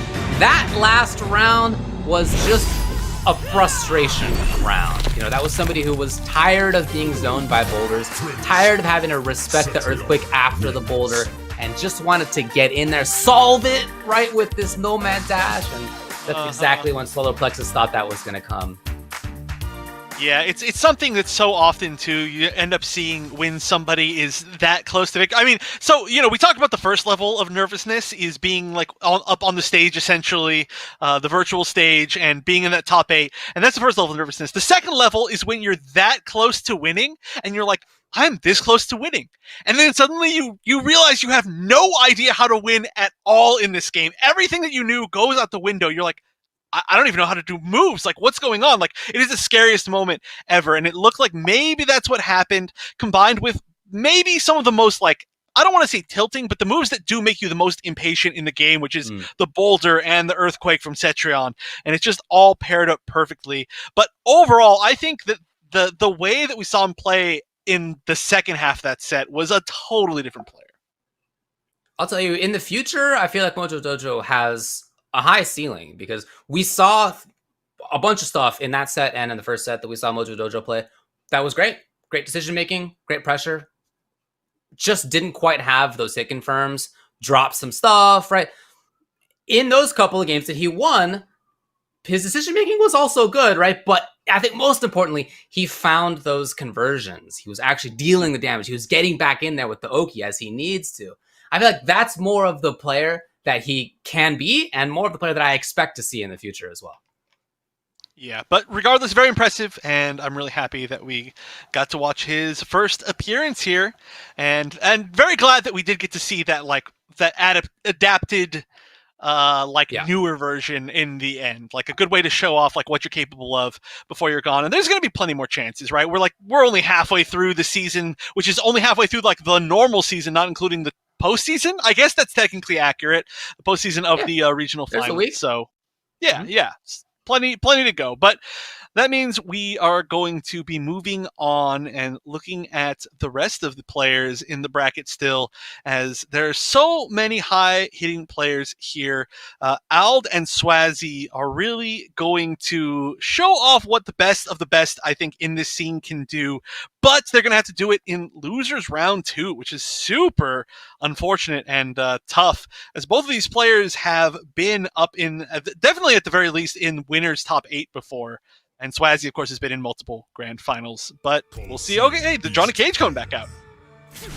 Yeah, Swazi right now, as you mentioned before, is currently 3rd in points overall. Ald is currently 6th in points overall. These are two players who have definitely had a lot of success already. Cool to see the Johnny coming out here versus Jackie again for Ald. Yeah, we're going to see Rising Star, Throwing Shades, and Low Force Ball. So Low Force Ball is a pick that we see a little bit more, I should say, against upgraded-ish Jackie, just because it does have a little bit of a higher arc that they can jump into, a little bit harder to get over than the straight Force Ball, and then we're seeing it right away. Plus, of course, it's mid at certain ranges, most of its ranges, I would say, so it forces a little bit more trouble. Yeah, we're already seeing him go through that a lot. Yeah, we're already seeing... Which is the idea. Yeah, Ald definitely has experience playing against this particular move in this matchup because he immediately was not going for jumps. I like his little staggers. Okay, finally. Swazi, okay, waltzing in. Oh, wow, connected both of those. Swazi is backed off and throwing fireballs at these very interesting little spots. Yeah, his spacing Johnny with is those huge walking normals. He could be in your face so quickly. Wow, okay, or he could just be backing off like that. Very safety first to try to close out the round. Fight. Yeah, and his movement is so good that it complements the fact that he can control very specific ranges at specific times so well. I think Swazi may have the best movement overall in this region, just in my opinion, of course, but he plays characters that really get to show it off, too. Just big conversion. Got that. And backing off to a safe spot. Safer spot anyway. There's no defensive bar on Ald's side, so the full screen top's not going to be coming. Yeah, what an answer, right? Just down to that in sky. Raw down to max range. Ooh, tried to stand one, but it was actually safe, even though the air blast came out. Ooh, these are scary checks. That is a high. Oh, whoa, that was a big read. And it could have been, well, he didn't have offensive bar, so I guess it wasn't huge. Here we go, though. Ald's going to take the round. So even still, you know, against Swazi has had these great moments of being able to control the stage, being able to come in for pressure or not, but Ald has found plenty of opportunities himself. Yeah, that's the thing about Jackie, is that very often we see Jackie played as this, like, really all over the place, never stop pressing buttons, never stop doing anything type character. But when you see a lot of the really good Jackies play, they often play a lot more like a character who's, like, very patient, doesn't have to do anything, and then when they find that perfect moment, they just get so much damage because Jackie can make all of her damage unbreakable. And so you can never, ever count her out, especially with that fatal blow that she can convert off of anything from basically anywhere on the screen. Slow approach right now. You can see it here from Ald. Counter poking underneath with Swazi. Aha! Sorry, Mr. Cage. Oh, and I love setting it up. Keep him there. He is actually taking damage on this. Oh! And even in there as well, some extra damage. Oh, that was only 130. Okay. Yeah, it was literally, I think, at the last frame. I actually totally thought that was going to be like more than 130, so that was weird. But, yeah. Oh no, doesn't get the full conversion. Oh, but he's standing in it! He's standing in it! Daring! Can't do anything. There it is. Shirley! Well, he died first! No! That was the only question. Was he gonna go to the video fast enough to not get chipped out? He did. He did. The cinematic actually saved him right there. Swazi taking game number 1. Yeah, for anybody out there who doesn't know what just happened right there, anything that you go into a cinematic for, like Crushing Blow, like Fatal Blow, it gets rid of any objects on the screen. So if there's going to be, like, for instance, the plasma there, or the old, like, let's say, like, Ice Trap from Sub-Zero, anything that's on the screen that's chilling there, it is completely gone. And so the damage stopped happening as soon as it went into that animation. If it had been just a few frames longer, it would have been enough damage over time to guarantee that kill. But instead, just barely, Swazi manages to pull it out in the first game. Sea of blood. It's a close one. Really good match. Just about as close as you could possibly get, actually. Seriously, I mean, I wouldn't be surprised if this one went the distance, but clearly these two players have a lot of experience against each other. I think Ald is looking a lot more comfortable against Swazi than he did against Waz, not just in like a player-to-player like situation, but in like a character matchup situation. Fight.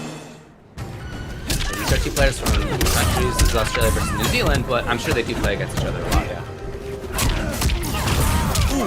Perfect space forward 3, and the full conversion, unbreakable up to that point. I mean, okay, you break away, you only took like 330 damage. Is that even really worth the breakaway at that point? Had enough score? Not over his head. Not sure that was intentional. Movement right there. Oh, Both backing up. getting a little crazy. It's getting a little crazy.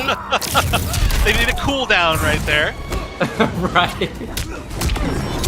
Hard read. And the sunglasses. That's something we didn't see last game. Oh, but the instant jump to it. Love that combo. So cool. Is that enough damage? Is that enough damage? You had to ask the question.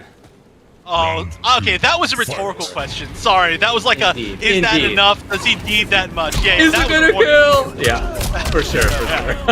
That was, yeah, definitely. I just assumed even at like 100% life that combo's gonna kill. Any sort of crushing shades combo. That combo does cut 2/3 of Jackie's life in total. Yeah, seriously, it's ridiculous.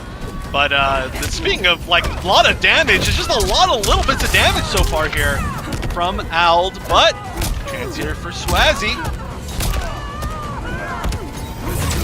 Back in the corner. Ooh, maybe could have shadow kicked. AV, he's in here though. If he finds one, maybe two more hits. Nope. Oh no! Oh, okay, finally. I've been a little worried that Ald wants to close out rounds 3 times so far, including this one, with that goop. Finally it worked. The previous 2 have not worked. Yeah, it's tough when you're playing characters that can move in and out so quickly like Johnny Cage, when they don't just actually have to approach you too. They can just throw these arcing force balls and maybe even steal life back with them. Sorry, steal the life lead back with them, not literal life. He's not Scarlet. But yeah, you can just see how scary they are in this matchup just right here. Little sign of frustration with the dash punch. And Swazzy goes right back to that situation of forcing Ald to do something. Manages to find a way in. First. Yeah. Manages to find a way in and find a way out. Been blocking it out, right? When Ald's been in, I feel like in this game, okay, the risk does pay off this time. But when Ald's been in, Swazzy doing what he's doing right now, blocking it out.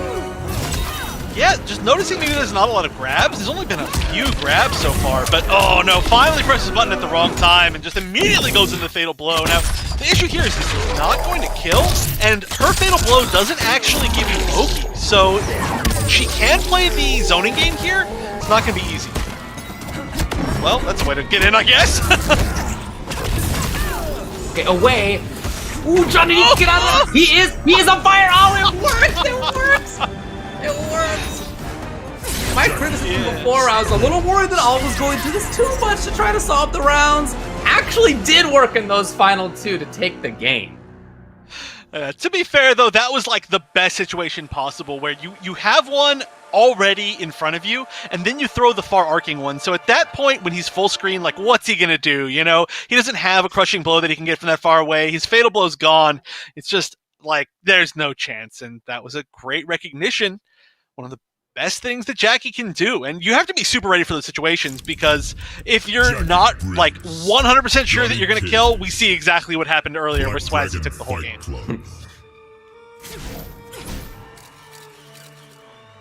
So I do like the Johnny pick a lot. No, I like the Johnny pick a lot. You're totally right to say that he has that kind of ground mobility that makes it he can move in and out of goop on the ground. He doesn't need to be in it like many characters kind of. She can control where you are, even if it's not zoning exactly. Like, you don't want to be standing in that, and if that's the spot where your character plays footsies, bummer. But Johnny doesn't need to be there. He could walk right up with these big buttons. He could be far away, throwing arcing fireballs. So he's got a great character. Yeah, and that's exactly what he did right there, but unfortunately converted to the full string, and Jackie was airborne. So we saw a little bit of damage coming out, but things starting to even up here. Now, Swazzy finding his way out of the corner. That's super important.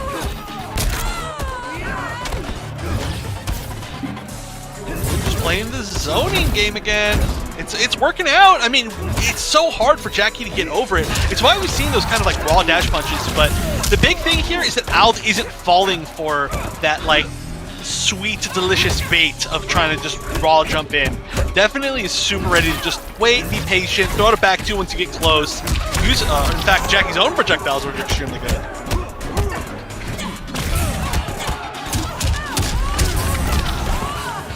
Oh, that's gonna be enough. Yeah, and that was a round in which I'll push Swazi back into the corner as well, so it's really well fought. Swazi. Yeah, Swazi is very ready to just block, honestly, which is very, very important. A lot of people, they try to answer Jackie's moves a little bit too much without realizing that, sure, she's chipping you a little bit, but she is spending a lot of her resources over time, and it's not like she can actually grab you from the air. It was actually even maybe a little bit scarier when she used to have the old ground pound out of the air. That was the low, because then she could really start like messing with your head. Well, all his execution's been on point, I will say that, as he gets his corner for himself. Tries to make it go, finally the anti-air, I feel like he's been looking for that for so long. Making him cook even still, and it's enough. Beautiful by all. Great corner pressure right there. Backing off to the right range to anti-air, and then continuing as well. Fight. Yeah, and then having the damage over time on the ground, all of that was super mean, and there we go, great up to, and of course the place on the screen where he's gonna get the most damage had he not dropped that combo. In fact, it is super unfortunate. Nice wake up jump, worked out well. Ooh, interesting ender, just going for dash punch, keeping it unbreakable, and then starting his own zoning. That's an interesting choice. We haven't seen the rest of the set. Finally, Swazi finds a moment. Out of there immediately is all that defensive bar out of there. No more super far jumps. Oh, standing in the damage. Away. Ooh, the hard read. It did work. I think that might be the first time he's actually jumped over projectiles like this. Now, cooking on the ground. And there's so much life. Again. Oh, Fiddleball's gone. Fiddleball's gone. He actually is safe to throw out. Oh, never mind. It's like, oh yeah, you can guarantee yourself maybe the kill if you throw out a little bit of damage over time, or you can just make the super hard read and destroy his chin with your fist. I'll went through that a couple of times in that round. One of them got punished. The other one ends up saving the day.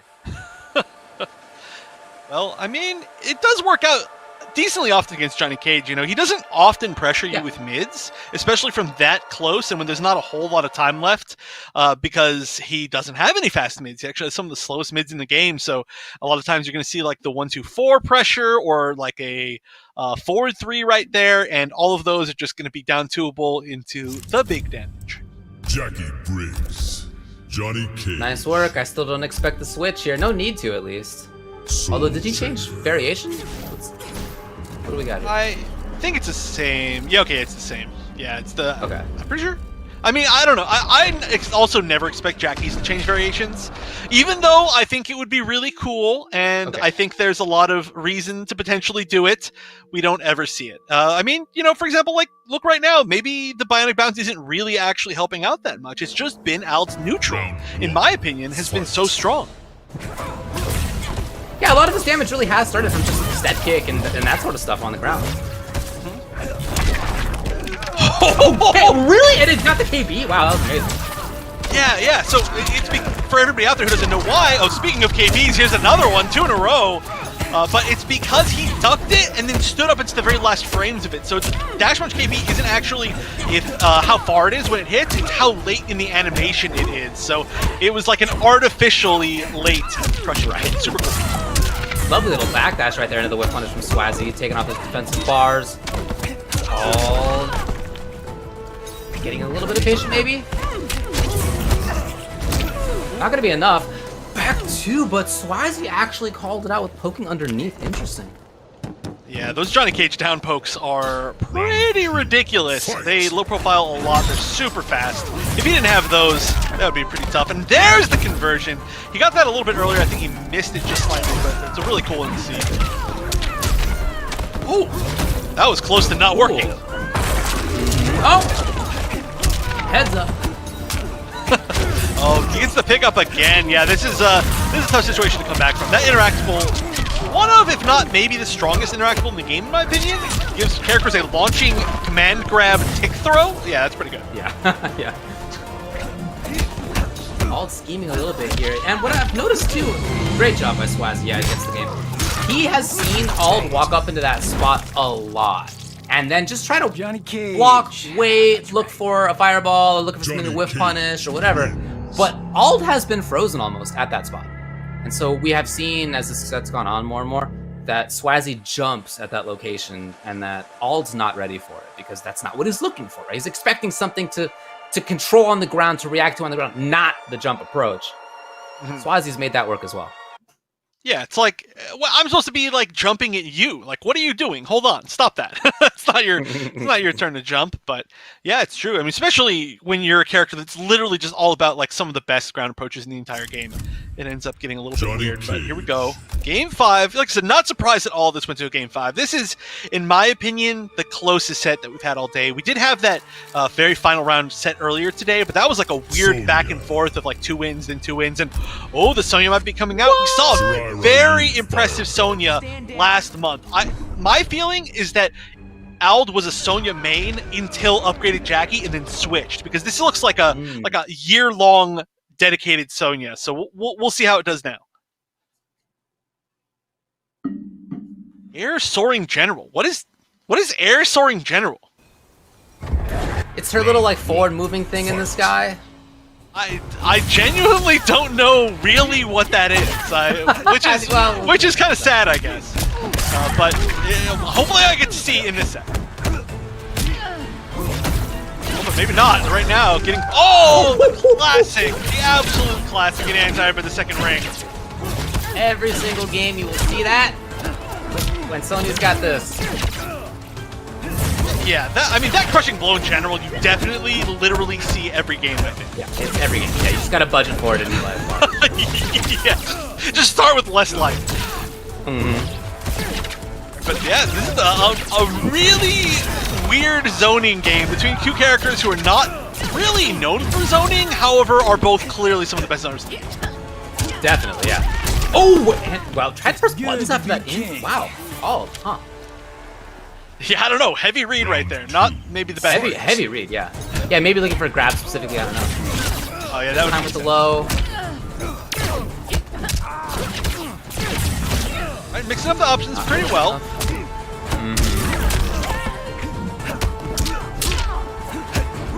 Oh, but no confirm.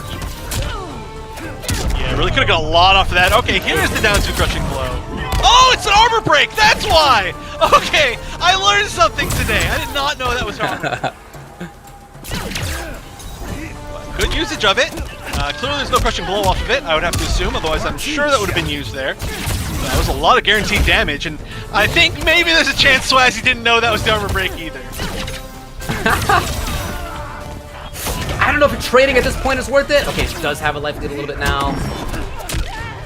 Oh, grab. Okay. Swazi needs one more. Wow, what a range. Yo, what a jump! He went fully up into the sky to take it to the final game, final round. Fight. All right, yeah, that was a read. Oh no, tries for the anti-air, but that was actually, that might have connected if it was a jump attack, but it was just an empty jump, I think. So, still gonna get a little bit of space, gonna start some zoning. Whoa, weird hits. Oh, look at all. In the corner now. Doesn't have meter, unfortunately, but can keep mixing it up. Swazi's in trouble. Oh, the dash cancel again! Yes! Oh, wow, what a way to end the Sonya. The Sonya worked out, and look at that. That was the first opportunity to dash cancel, and didn't even go for the easy one, the standing one. Went for the full back one, full combo, which didn't even do, I mean, you didn't even need that for the damage to kill right there, but you can just tell how comfortable Ald is with Sonya. And that Sonya looking so good. I learned something new about Sonya, that she has that air armor break altogether. Hey, this, you know, honestly, Game 5 switches, I feel like very rarely work out. That one was looking really good, though. I like that a lot. That's very, very cool to see. I think you're right. That it looks like somebody who's got a very well-practiced Sonya, for sure. It looked like he felt very comfortable in that match. Good work. Cool. So Sonya ends up taking it for Ald, moving on, and we now have the top 4, which will be, we can check out the bracket here. We have, in loser's side, Solar Plexus and Ald. Winners finals coming up is GG Waz versus Sagat83, 2 of the players who have done the best this year in Oceania. Yeah, so everybody here, I think, is within the top 6 of points, right? No, Solar Plexus isn't actually, I think. So they're going to be fighting, I think, for kind of more than everybody else at this point, as especially Waz. You know, Waz is just using this. I mean, Waz uses this for knowledge, which is so smart, right? A lot of players, they might say, okay, I'm guaranteed that I'm going to be in the finals. So what I'm going to do is just not enter and just watch everybody else, and that's cool. But Waz is like, you know what I'm going to do? I'm going to enter, and I'm going to see how my Sindel does against the players that I'm literally going to have to play for money at the end of this season, because he's guaranteed. So he's using it to just gain so much information, more than more than he would get if he was just sitting back and relaxing. I think that's right. That's right. Just wanted to give a shout out again to Astro, our official gaming partner on the Mortal Kombat Pro competition this year. All of our audio on commentary is powered by Astro for the whole season. You can check them out at astrogaming.com. Find more information on all of their officially licensed PlayStation audio products. Thanks to them. Yeah, Waz, I think, you're totally right, but for him, each time we ask for a quote or something from him, it is about the other players here. He's always talking them up. He's always like, this player's been grinding a lot. I want to see how they do. This player's really been stepping up. I want to see how they do. He really has an intense interest in helping the scene. Right, so he wants to be in here, helping those players practice, helping them level up as well, playing in other matches outside of this too. I really think there's a lot on the line for him. Not just, obviously, he wants to do well, he wants to win this whole thing, but helping the scene too, and he definitely is doing that.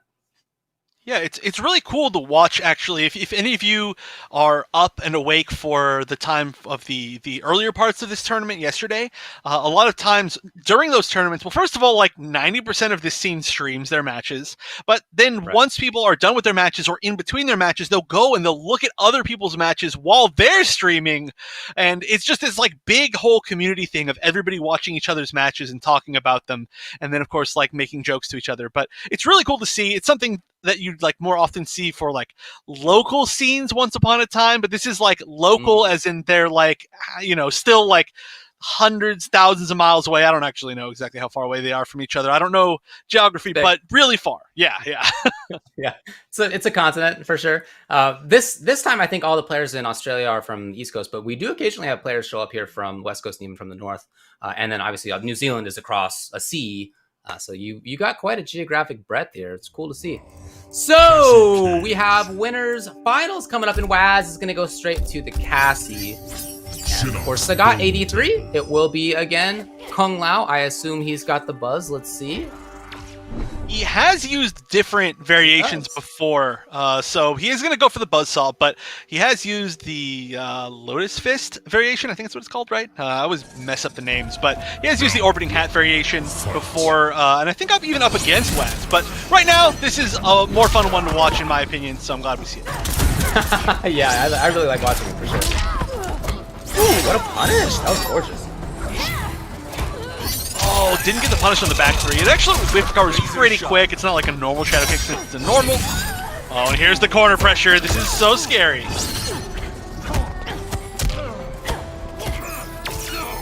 Not that scary. I'm always impressed at Waz's ability to play strike throw with this character. Well, really with any character that he uses. But, you know, it's not like you're worried about big time damage or big low overhead mix-up with this character. And yet he really makes her mix-up work out when he needs to.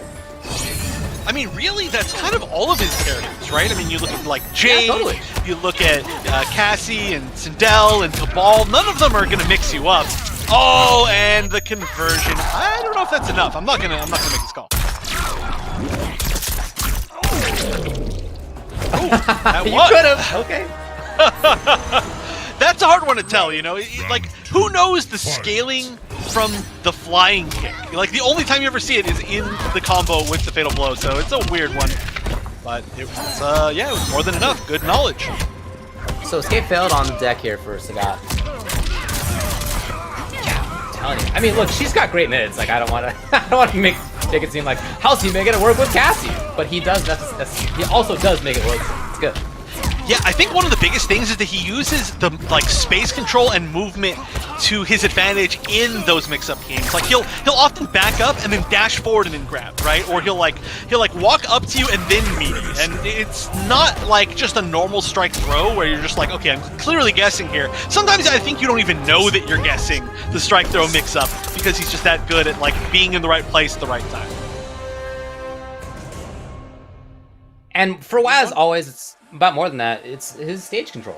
And he had that anti-air perfectly a couple of times. And that character, of course, Lao, not easy for a lot of characters to anti-air. But if you notice where Waz walked back to just before that, it was at like this great range where her anti-air just works perfectly. And all he needed to do was see that his opponent went into the sky. Whether there was a dive kick or not didn't matter at that point. So, but he put himself into that spot where in the first place he could react. Yeah, I mean, that is literally, I think, the best anti-air in the game if you are, like, past that 45-degree angle where you're just, like, a little bit far away from them. And then, of course, it's also one of the most rewarding anti-airs in the game if you do that. So I think that's why we're seeing Waz pick this character in this matchup in particular, because Laos may or may not like to jump 100% of the time that they're on screen. Yeah. The temptation to hold up forward. Wow, okay. Waz starting out well. And this is that range. Right, so if he sees that he's inside of that range, he will move forward a lot. Now we see that again, right? But he's very often playing in and outside of that spot right there. Hard to play against the opponent as committed to spacing as that. Yeah, I mean, especially when they have a tool like Cassie's back 2-4, where you just can't like challenge with buttons at range either. Oh, this is gonna be a big punish. Cornered, and he is gonna go for the restand.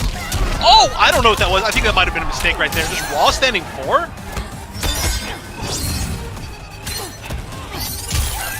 Oh, Waz just patient. Okay, it was cool from Sagat. He's got another chance to corner pressure. That was the most intimidating walk-up I've ever seen in my entire life. Oh, yo, wow. Is this a repeat? It's deja vu. I think this one will hit. I'm pretty confident. Are you sure? Oh, yeah. Round 2. Like how she goes all the way up into the sky and then like drops back down instantly. Oh, that was a beautiful whiff punish on the down 3, but a not so great conversion. That's a pretty tough one to hit with standing 4. Okay, getting tricky here is Sagat 83. He's got the corner exactly where Buzz wants to be. Does not have meter though. Not going to be quite as deadly. Escape failed out of the corner. Yes. Waz, of course, looking to stay in the corner there. Sagat's in. Oh, doesn't quite get a full conversion, but it's going to be so tough to make this comeback, especially since Fatal Blow is already gone. And yeah, it's just going to get hit with the Buzzsaw. Buzzsaw, you know, aside from the fact that it's one of the best pressure tools, it's also just one of the best projectiles. You really have to respect it, yeah. Yeah. Once it gets going anyway. But it comes out pretty quickly, and you also have to guess whether or not he's going to amplify it.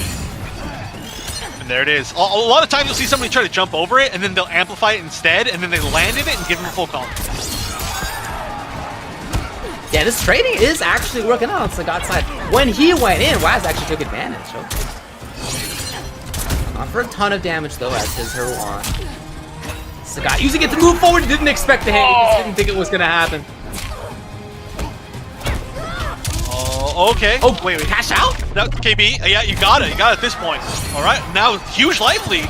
Well, not huge, but important life lead. Big life lead. Oh! This is so relevant, and he gets the grab. Waz is just hoping to block it out. Sagat evens it up 1-1. Again, Waz has won this every single week so far. Sagat trying to shut that down. That was the greatest stagger. Just like slow, patient walk up. The way that Sagat, first of all, moves up after the amplified hat is sitting there is like the most intimidating, sickest looking thing I've ever seen. But then he just walked up and he's like, forward one.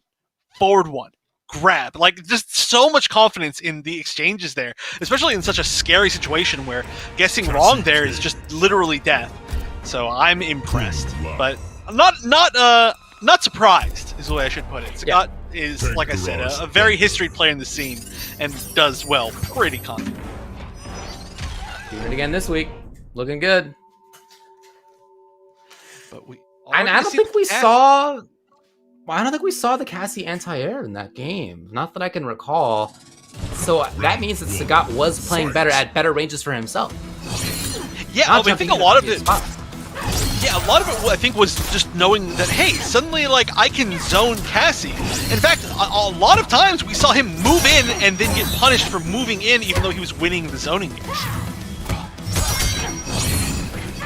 Here's the there it is, finally. When he had the hat, you know, had a little safety there. Yeah. I mean, a lot of times, too, Grab, get in the corner. if you jump while the hat's out, people instinctively anti-air. Because they're just, it's in your muscle memory, you know? You see somebody in the air, you're like, okay, back 3. Okay. Oh, what was that? What? That's down Not 2! sure. It must have been a down back 2? I don't actually know, but it was not good, unfortunately. Definitely not intentional, though. No. It really is Sagat zoning here. Oh, yeah! He's walking the hat, step at a time. Okay, Each game! game.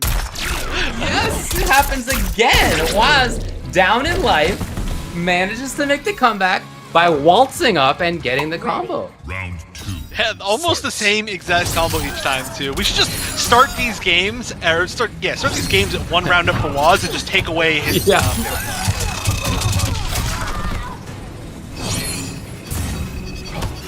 Oh, I love how much it slows down the game, especially with such a fast character like Lau. The fact that he just like literally like stops the entire movement in the entire match is so funny. Wow, and challenge there was, wow, he was right. Yeah, it was a really scary challenge actually. That was a keep it up. Yeah, if he had done Amplified Spin right there, that, well, actually I don't know if he had the meter, but I think if he did, it would have been death, so really good call not to. He held it for so long, and he knows all he needs is a chip. Waz knows it too. Oh no, Waz, there's a chance he got over it. Oh, down 4, good call. That's not a normal he's been using very often, so just saving it for that perfect situation where it was just enough to kind of trip up Cassie. Damage is really working out for Sagat. Yes, these traits slightly more for him. Of course, Waz has less life anyway. I don't know if that's almost intentional, but if it was, he made the read at the perfectly wrong time. No blow available, but... Oop! Okay, Sagat's got the corner. He can be very dangerous here. Yes, the grab comes. He needs maybe 2 hits. He can be very deadly. What attack! Good the bravery! Oh, another! Safe. All right. Yeah, there's no punish on that. That's pretty tough. You gotta really... Oh, anticipate it. 1 hit left. No defensive bar. What a heavy read. That was risking it all for that teleport, and it did not pay off. So 1 win for Waz, then 1 win for Sagat, then 1 win for Waz. They're going back and forth. We'll see if Sagat can keep the pattern up. Otherwise, he's going to be down to the lower bracket. But again, this is the winners finals. So we're seeing one of these players again for sure. And this has been a really fun one to watch. Sagat's been convinced not to just jump, right? After all the anti-airs we saw in game number 1. So I think at the end there, he was thinking to himself, well, how do I move in if I can't jump? What do I... Oh, I have the thing! And he, comes out with the teleport.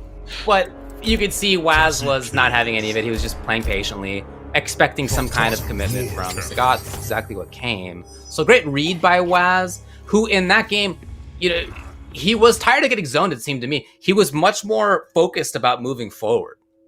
That's how I felt about how he played in that game, and it seemed to work. Yeah, I think he kind of made the decision that like he needs to move forward because he was taking too much damage trying to win those trades, and I think that's why Sagat managed to pretty clearly take the game that he did. And oh no, punishes the 1 jump after not jumping for so long.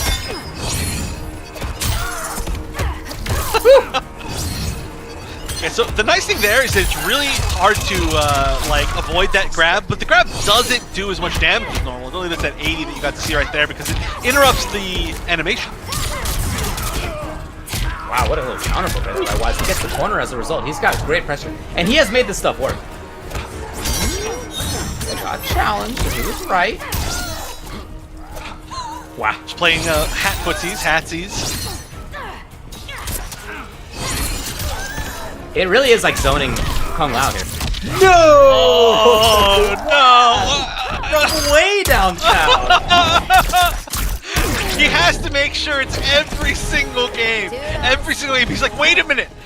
This is about to be over. There's only one way I can end this. Flying kick into fatal blow. So 4 for 4 now on ending the first round that way. Didn't spend bar, maybe expecting the breakaway? There it is. Well, Waz is cool with that now. He's got himself so close to his corner. He ducked. Okay, Waz in complete control with that huge life lead. Oh, even ending the full 4-2-1 string. This is going to have to be... Oh, what? What kind of unnecessary flexing anti-air is the down 2 when you have literally like 5 better anti-airs because casting the anti-air is gone. But, wow, I haven't seen this fatality in a long time. One of the best in the game, IMO. Cassie Cage wins. Nice work by Waz. He continues to look great. Again, he's won it every week. He puts himself in the grand finals yet again. This time, 3-1 over Sagat. It's really cool to see how it felt. I mean, they played each other, right? But it was still nevertheless cool to see Sagat play in a certain way and then feel like Waz was adapting as they were playing. That he was pressuring more when he needed to. When he recognized that Sagat was going to try to jump in, Waz jumped. He walked backwards looking for the anti-air. And even, you were right, you said this earlier, that it felt like Sagat didn't jump for a couple of games. And then when he finally did, even still, Waz was ready. It's hard to play that way. It's hard to be so ready for something that isn't happening for games at a time and yet still be there. But he was. Yeah, and I mean, also the seeing the adaptation earlier from Sagat himself, where he stopped jumping and started playing more of the zoning game, was extremely impressive. But I need to give a huge shout out right now to PS4 tournaments, where you can sign up for not only the Mortal Kombat Pro competition, but also the Open Series. And the PS4 tournaments are weekly competitions for all skill levels. You can compete against your friends and rivals for rewards, nice rewards. Some of these players are playing for points today in particular. But go to the Competition Center, the PlayStation 4 Competition Center, the one-stop shop for MK content. And all you have to do is go to compete.playstation.com, sign in with your PSN, and everything else is straight from the PlayStation. Super duper easy. You can sign up for 100 million tournaments every single week. There is no ends to them. You're going to be tired of Mortal Kombat by the end of it. You're going to be like, I have been playing Mortal Kombat 20 hours a day. I need a nap. But for the meantime, you get to watch a ton of sick games instead. Well, we got another one coming up. Check out the bracket for you. Remind you where we are in this top 8. For Oceania week number 5. Loser semifinals will be Solar Plexus versus Ald. 2 players who just had super close matches. That was 3-2 in favor of Ald, and it was 3-2 in favor of Solar Plexus. But as we were talking about before, those were 2 3-2s that were quite different. Ald versus Swazi was super close the entire time. Back and forth. Very, very close the entire time. For Solar Plexus, it was him really being in control. And then it was Mojo Dojo being really in control. And Solar Plexus ending up taking it in the end. Yeah, in an extremely strong fashion, too, just for that very final round. Yeah. But the other really interesting thing about this matchup is that this region doesn't have a whole lot of the, I guess, perceived like current top tiers. But this is the first time that we're going to see the very common matchup of, well, we probably are going to see the common matchup of Cetrion against Jackie that we've seen in a whole lot of other regions, a whole lot, but with kind of the regional flair here, where both of these players, they do extremely well constantly, but they have their own specific styles. You know, you're talking a lot about Solar Plexus's like ability to move forward, and I think has some of the best grabs actually of any Citron that I've ever seen. I feel like Solar Plexus in like one game lands more grabs than anybody else has landed in like all the rest of this tournament combined. So we'll see if we can see that against a character that's as mobile as new upgraded-ish Jackie. But we've also seen like the ability to adapt and change playstyles when we saw Ald go up against Swazi in that slower paced match against Johnny Cage. So it's hard to know what's going to happen. We've been talking as well about how the players who are not in first place in this region are really, really close together, very jumbled. And Ald is currently 6th in points. So, he's doing pretty well. You want to end up in top 8. Solar Plexus is outside of that. He's currently 13th with 160. But just for your comparison, right? Ald is 6th with 350. So if Solar Plexus just doubles his points, that is to say, if he gets top 3 or top 2 or whatever, he's going to have 230, 260 points, if I recall correctly. He's going to get that amount. Now, Ald's also getting points, but it's just to show you that there are so many players who are so closely jumbled in terms of where they could end up within that top 8 if they end up in there, or being just outside of it as well. So each of these matches is a really big fight. Yeah. Also, we're only halfway through the season, so there's still so much that can happen. But this region has some of the most exciting, in my opinion, fights for these actual qualifying spots. I think in a lot of other regions, there are a few more players who are pretty guaranteed. And so there's only a few spots and only a few people who are maybe like in the running for those spots. But here, it's like everybody. And the thing is, like, almost every week we see somebody new. Well, I guess I should say every month we see somebody new from the region that like shows us something completely new. Like Solar Plexus, I'm not sure if they've been in any of the top 8s before last month, but it was definitely my first time seeing them, or at least noticing them. And I was like, whoa, this player is super sick. And then again, they're showing today that they're super sick. And if I had no idea what the points were at this point in time, I'd be super surprised to hear that they're not already in the qualifying spot. So I wouldn't be surprised if they did end up that way. But you can say that about like everybody in the region. It's tough. Yeah. Absolutely. It's cool. It is a lot of fun to watch. This is one of my favorite regions to watch. So it's the matchup that we expected in losers semifinals. We got the two classic variations for these characters as well. Deadly Winds, H2O, Port, Earthquake, and then Bionic Bounce, Enhanced Air Blast, and the Goop. The Goop. Cannot outdo the Goop. But yeah, I really want to see some people try some different variations with both of these characters, but that's for another time. It's a discussion for a different place. Right now, we are seeing somewhat of the classic, which is funny because, like I said, this is the first time in this bracket that we're seeing it. We don't see a whole lot of them in this region, but we have seen some pretty good answers for both of them in this region. Right now, though, this Jackie Pressure doesn't seem like it has a great answer. Oh, never mind. That's a perfect answer. Okay. Yeah. What if you had an armored escape from the corner? Pretty good. But that said, right back into it and setting up the Goop as well. Okay, what if you had a teleport? Pretty good as well. Oh, no. Well, you know, I mean, got out of the corner, which is really the important thing there. That's like the really big win there. So a lot of times in Mortal Kombat, you just have to take your small wins, even if you're going to lose, right? It's like resource management and screen control, because it has the unique like factor of staying where you are at the end. Oh, the super close anti-air. That is one of the scariest tools you can. Almost came out again, not quite. I'll get there first. Landing the conversion. Oh, good tech. Oh, that was a beautiful dash punch whip punish. That was so perfectly timed. That's a really active move too, so that is very easy to accidentally run into. And oh boy. You were talking about all the grabs at a Solar Plexus. Well, all this specifically scoping him out there, as well as earlier. We saw him go for the tech. He is looking for it. He's got the hit confirm. Ald is going to take game number 1. Yeah, two separate times punishing these attempts at grabs, and definitely has an idea that, especially from this particular range, Solar Plexus is really into dashing up and grabbing, and that can just cost everything.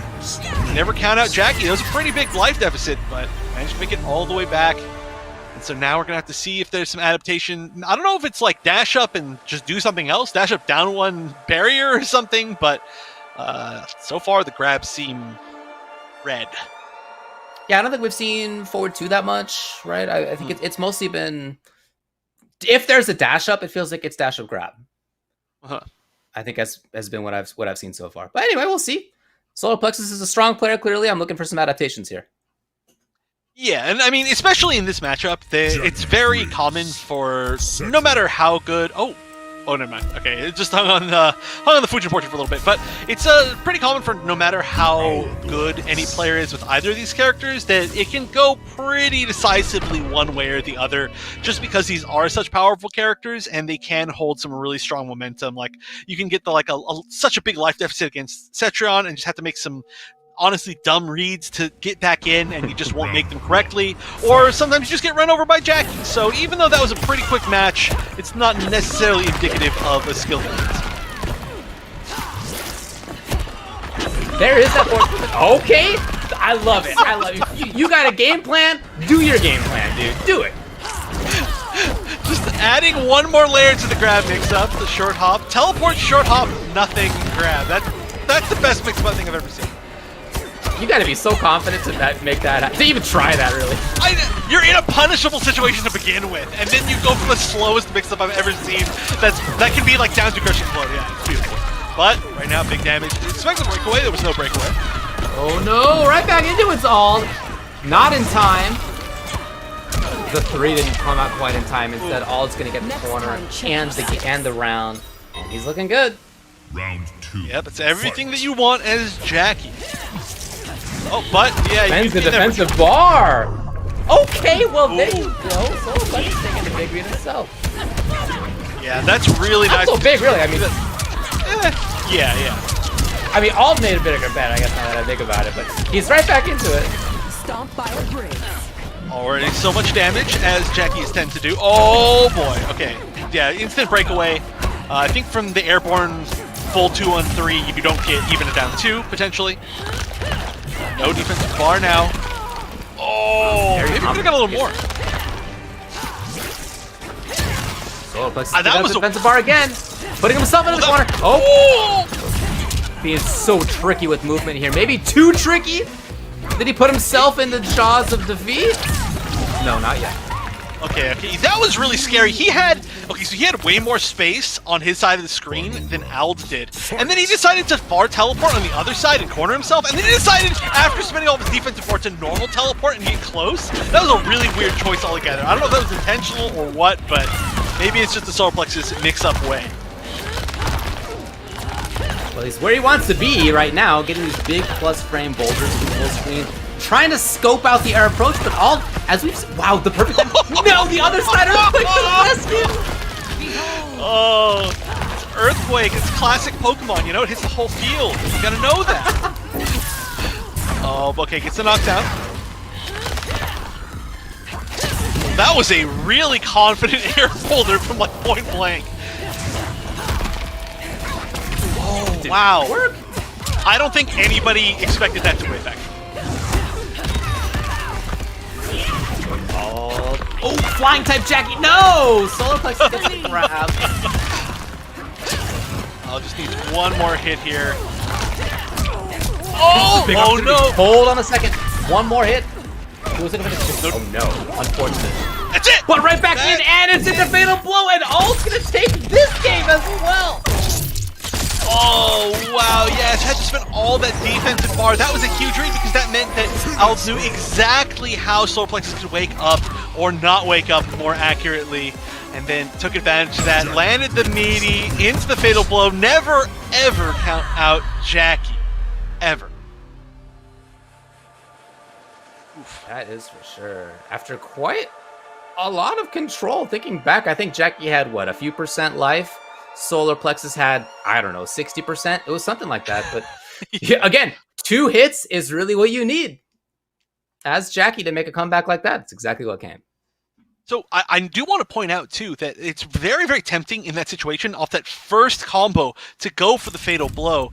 But rather than doing that, Ald went for the normal combo to begin with and knew that that would set up Oki into one confirm into Fatal Blow, which is so, so smart. Because earlier I mentioned the Fatal Blow doesn't give you any Oki. You can set up a really worse situation, but we're seeing it. We're seeing it. It has to happen every single tournament at least once. Out comes the Queen. Enhanced drag and drop naturally. We got Queen's Punishment as well. Battle Scar. Is that the launch? I don't remember what that one is offhand. Battle Scar is the overhead command grab. Overhead, that name doesn't make any sense at all, but that's okay, for sure. Right, well, we'll see if this is actually like a practice Shiva or if it's just a stomp machine. I'd have to assume there's some sort of practice here, considering the fact that we're seeing Battle Scar, which is a pretty rare move to see. I was gonna say, yeah, this isn't like maximum up-down Shiva so far. Yeah, we haven't even seen a stomp yet, and there's a life lead, so I'm digging it. I'm digging it. All right. Keep going to this though, taking the risk each time. Oh, come on, you're not going to stomp from this far away? Oh, the perfect time! Oh, no! No, that was just a normal stomp. I think that would have connected, but there's a chance here. Fatal blow, especially. Oh, no conversion! No! Oh, that's unfortunate! The internet to the rescue! Yeah, I'll say, all still in. Oh, the overhead grab! Yes! What a good read! What a good read. Okay, so I'm sorry. As soon as I saw Solar Plexus choose Shiva, I was like, alright, another stomp Shiva that's gonna lose. But this is clearly an actual Shiva, so I'm really happy about that. And I love seeing the double mix Shiva. Yes, yes, we're seeing all the mix-ups in the world. Okay, I love this. I love this. Yeah, I know some Shiva players who are like mad that there's Shivas out there who are just succeeding with down up, you know, it bugs them. This is the legit Shiva though! Oh, that was definitely an input error, but oh, what? That must have been an input error also. Double input errors, so everything evens out. Oh, nice cushion. Yo. Sometimes you guess right every time! Oh, I love it. It's so good, and the stomp is gonna do it. Oh, and the brutal. Okay, so yeah. So the whole thing for me, I've said this before, but I hate watching the stomp-only Shivas because oftentimes they just lose. Because the good players are good for a reason, and they know how to get around Shivas that only stomp, right? The risk reward is actually not like good. It's just good if you're really good at using stuff in general. So I'm a big Shiva fan personally, and I love watching good Shivas, so I hate watching Shivas that are just trying to gimmick out a win, essentially. But it doesn't work. This, though, I love seeing it. This is like literally the like upgraded version of the third variation Shiva that came out originally, where you get the high-low mix-ups off of everything, but with the stomp also. I am super digging it. I'm a fan. I like watching Shiva regardless. I like watching stomp Shivas myself. I like playing against it. I think it's fun. If somebody's willing to take those risks all the time, it's cool. Let's play the video game. But this is definitely cool to see as well.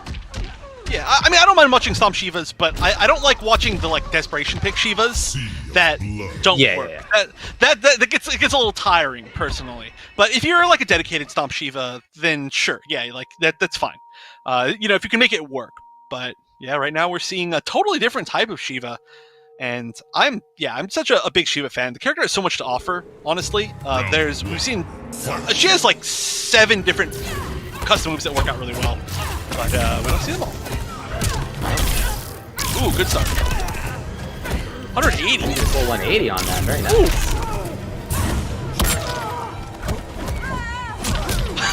Okay, let's do it. It's gotta stop working at some point, right? Or when it does. Oh no! Once it stops working, though, how much do you want to bet we're going to see the overhead? I mean, has he guessed wrong once? Maybe once, but I don't recall it. This is such a weird pick, too, for a Cetrion player, but hey, it works. Well, maybe. We'll see. Match point now for Alt. Round 2, fight. Oh, I like threatening down. Yeah, I like that strategy. But hasn't ever really stomped. Only a few times. Oh no, went for the mix-up, but there was no mix-up to be had because they're already hit. Oh! There it is. Alt finds a big opportunity for himself. Alt is so good at finding the down to crushing blows every single time. I don't know why, but yeah, you are melting here. Legit! Fatal blow in between the string. All right, that's a good hit. It's a pretty strong fatal blow. Doesn't give you Oki though, but stomp might work. Stomp might work. No! Oh, and actually, the big thing that spelled doom there, I think, was the fact that so many of those stomps were steered. If that was just normal drag and drop, they would have hit. I think if he just not held forward, then that would have worked. But okay, I enjoyed seeing the Shiva, but in the end, it was only able to take one. And then the Jackie adapted and stopped getting hit by so many down one into Queen Punishment. Just didn't even didn't block as many down ones is really what it was. The thing that cracks me up is that what were there, 2 stomps maybe 3 in those couple of games? Like 3, I think. What did 1 work and 2 of them got punished? So you could definitely make the stomp playstyle work, right, for sure. But that wasn't what was working. What was working was the like even funnier, cuter mix-ups of going for the low or for the command grab. Oh, that was great. Honestly, this is like the first time I've said this, but I feel like the having the enhanced stomp was not the right pick for that variation because he was hitting a lot of hits, right? But then not getting very much damage off of them because you lose your back forward 4, the like actual solid straight hit that bleeds them when you take the overhead. So often you see that variation with like any sort of launcher, either the March or the like shield launcher. And I feel like that would have been really good because he was landing hits, and the fact that he had the enhanced stomp just actually hurt him. He actually died when he did it. Yeah, that's true. It doesn't need to be like that, but that is how it went right there. Okay, what a match. So ending up in 4th place is Solar Plexus. Just want to remind everybody to check out the merchandise that we have on sale here. You can rep your realm. You can check out characters that you like on your own clothing. Check it out at amazon.com/Mortal Kombat. Got a lot of things going on right there. We see various regions represented, of course. Again, various characters. It's more than just t-shirts, too. Check it out at amazon.com/Mortal Kombat. If you could choose one of those shirts, David, who would you have on the shirt? Who would I have on the shirt? Yeah, putting you on the spot. You are putting me on the spot. Well, I would want my Tarkatan boy on there, but I think I would pick the Melina. I think I would pick Melina. I would be the one person who didn't want Melina and then now is using Melina, as opposed to all the people who wanted Melina and aren't using Melina. All right, let's head to break. We're going to go take a very short little pause here. We're going to have the top 3 coming up for you very soon. Hello, everyone, and welcome back to the Mortal Kombat Pro Competition Intercontinental Combat Oceania Week number 5. We are down to the final matches. We're down to our top 3, and we'll see who can actually make it to be this week's champion. And the better question, will it be Waz, or will somebody finally dethrone the king? It's been Waz each time so far. We are halfway through this season. It's 8 weeks in total. The first 4 all went to Waz. He's in a pretty good position to be able to do it again. I think he's got to be the favorite, but I continue to think that this region is really, really cool to watch because everybody else is so tightly bunched up in points. So this is going to be huge. Sagat 83 versus Ald in losers finals. These are players who are currently 6th in points. That's Ald. And Sagat 5th in points. So they are right next to each other, and this is going to be a big impact depending on who takes it over the other.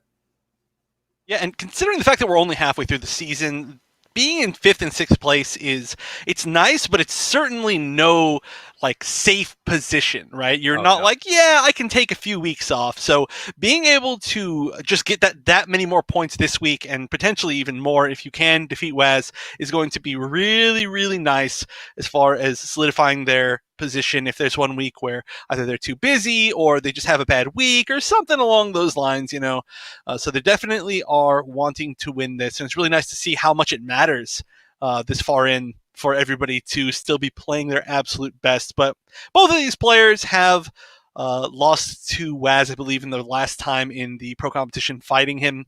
So kind of both going for a run back, but I do think that they can both do it. And I think that we already saw Sagat versus Waz, so I feel like I don't really need to speak on that, but Ald has been playing really well, I think, later that this bracket goes on. I think that's true. Yeah. So when you think back to the match that he had at the beginning of this top 8 versus Waz, when it was Sindel versus Jackie, it was 3-1 for Waz. I could definitely see that being closer. I could definitely see that being now Al taking it, right? Because even, again, we asked Waz for a quote before this whole thing, and Waz specifically called out Ald as being a player he was looking for to level up, right? He knows that Ald's been putting in the work. I definitely think you can see that. And as this top 8's gone, we've seen more of that. So they both have had their chance versus Waz today. They're going to, one of them's going to get that run back, right? Just a question of which between these two. Expecting Kung Lao, I would expect Jackie on the other side. Yeah, and it seems like we're probably going to see the same variations that they've picked the whole day. Like I said, there is the chance that we're going to see a slightly different variation out of Sagat, but I don't know if we are going to see it. And one interesting thing, though, about this potential matchup, once we get to it, is that the Air Blast is actually a pretty good answer for the Buzzsaw, because, a big issue with the Buzzsaw is that you can get over it, but oftentimes you still end up landing on it. Now, imagine, theoretically, if you will, that some character had a move that they could use in the air that kept them in the air, but was also a combo starter. That could potentially see some use as counterplay to Buzzsaw. And, none of that matters. Why did I even talk about any of that, as we're immediately going to the sun? I wonder, this is very interesting to see the Sonya here. So from Ald, we've seen Sonya today. And Sonya is actually what took it for him over Swazi. So it doesn't seem like a crazy idea. We both liked what we saw out of the Sonya. And maybe he's thinking, well, I don't know. We'll see what he's thinking. But I had the same thought process as you did. He's thinking something else, though. Yeah, and honestly, we'll see how well Sonya deals with the Buzzsaw, because I actually don't know what her best options are. Maybe there is something in particular here. Block it! There we go. That's a good answer. Block it in the reversal ring, which is a weird one. Yeah. Oh! Ring again. Ring is his idea. Interesting. I mean, ring is the #1 idea for every situation for all Sonya players, but I do think that it's a good one in this one. Again, perfect, flawless execution, even mid-screen, which is hard. Oh! I feel like this... Those traits are so weird. I feel like there's got to be a potential combo off of them, but not even an attempt. Sonya killing it, though. I am loving this Sonya. Fight. Get the ring out. Wow, man. How much Sonya's anti-air here? Scott finally does get the corner, though. None of your hops are gonna work here, bucko. I'll just shutting it down immediately. Oh, good early break right there. Managed to avoid down breaker. Oh, that was... I don't know if that was intentional or if that was just a super hard read, but definitely getting punished. Keeping control here, Sagat. Tried to make the big read. Forward 4 came into play as almost neutral ducking, and Sagat, once he got that corner, that was it. I do like some of the challenges we're seeing out of Ald, but Sagat still was able to do that in the corner. Yeah, it looked like Scott realized that maybe there was going to be more challenges continuing to come out, and so just like, you know what, challenge this, and he just forward it a lot. But Ald making a little bit of space. Oh! It was a cool idea, but it was still punished on landing. Here we go, the duck, but nothing big. Side switch is really good right there. Oh, good block, good punish. Ooh. All of these really nice combos.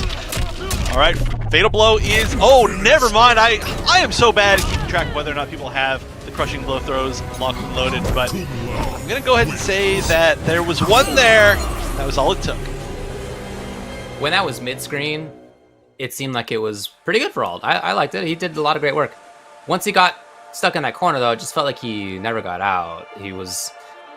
he did make a couple of big reads to finally escape, and it felt like 5 seconds later, there he was again. And just wasn't able to really to do it there, I liked some of what we saw. Again, the challenges we saw, I think we must have seen Wake Up Stand 1, I don't know, multiple times at least. And challenges versus the Buzzsaw were cool. It just didn't end up doing it in the end. So Alt's going to go back to it. Okay. Yeah, there was some really interesting intentional challenges that didn't seem like they worked out, but I don't know. I'm trying to think of if there's anything else that Sonya could maybe do right there. Like down 1, maybe some of the fact that she's got like a blaster for a down 1. That doesn't. I mean, she'd still trade. I don't know. Well, I guess we'll just continue to see. I mean, no character's gonna have an easy time getting out of the corner against Buzzsaw Lao for sure. But I don't know. I don't know about Sonya. Round 1.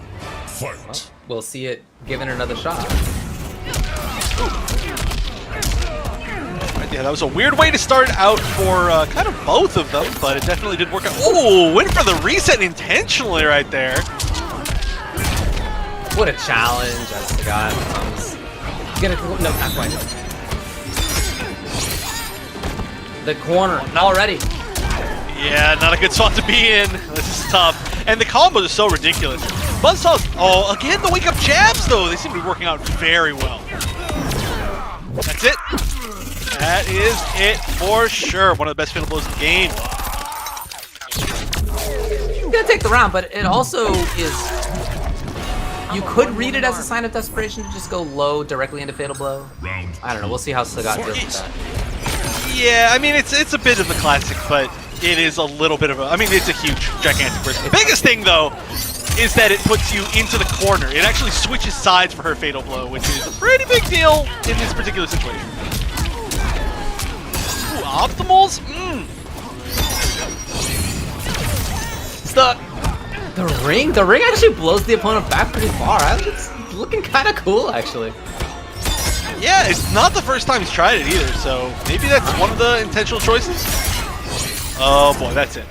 Yeah, so one of the nicest things about Buzzsaw is that not only is it really good in all of its pressure applications, but it's one of the only ways you can convert meterlessly off a forward 1-3 mid-screen, and it's one of the best juggle enders. It leaves you plus 40 on knockdown, because it just pulls them to the ground, and there we go, there's the crushing blow. You expect it. We didn't see that last game, I can't believe it. I know, I didn't even realize it until I saw it this game. Didn't do enough amp rings. Counter hit, yes, it does work. We got a big life lead here for Ald, who suddenly is frozen. I don't even know what that little hawking normal was that we just saw.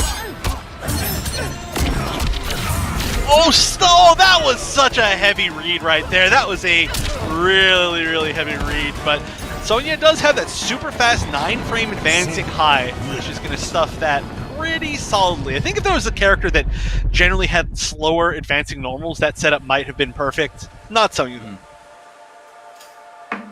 Well, okay. That means that we're at a 1-1 situation here. Again, I like the ring.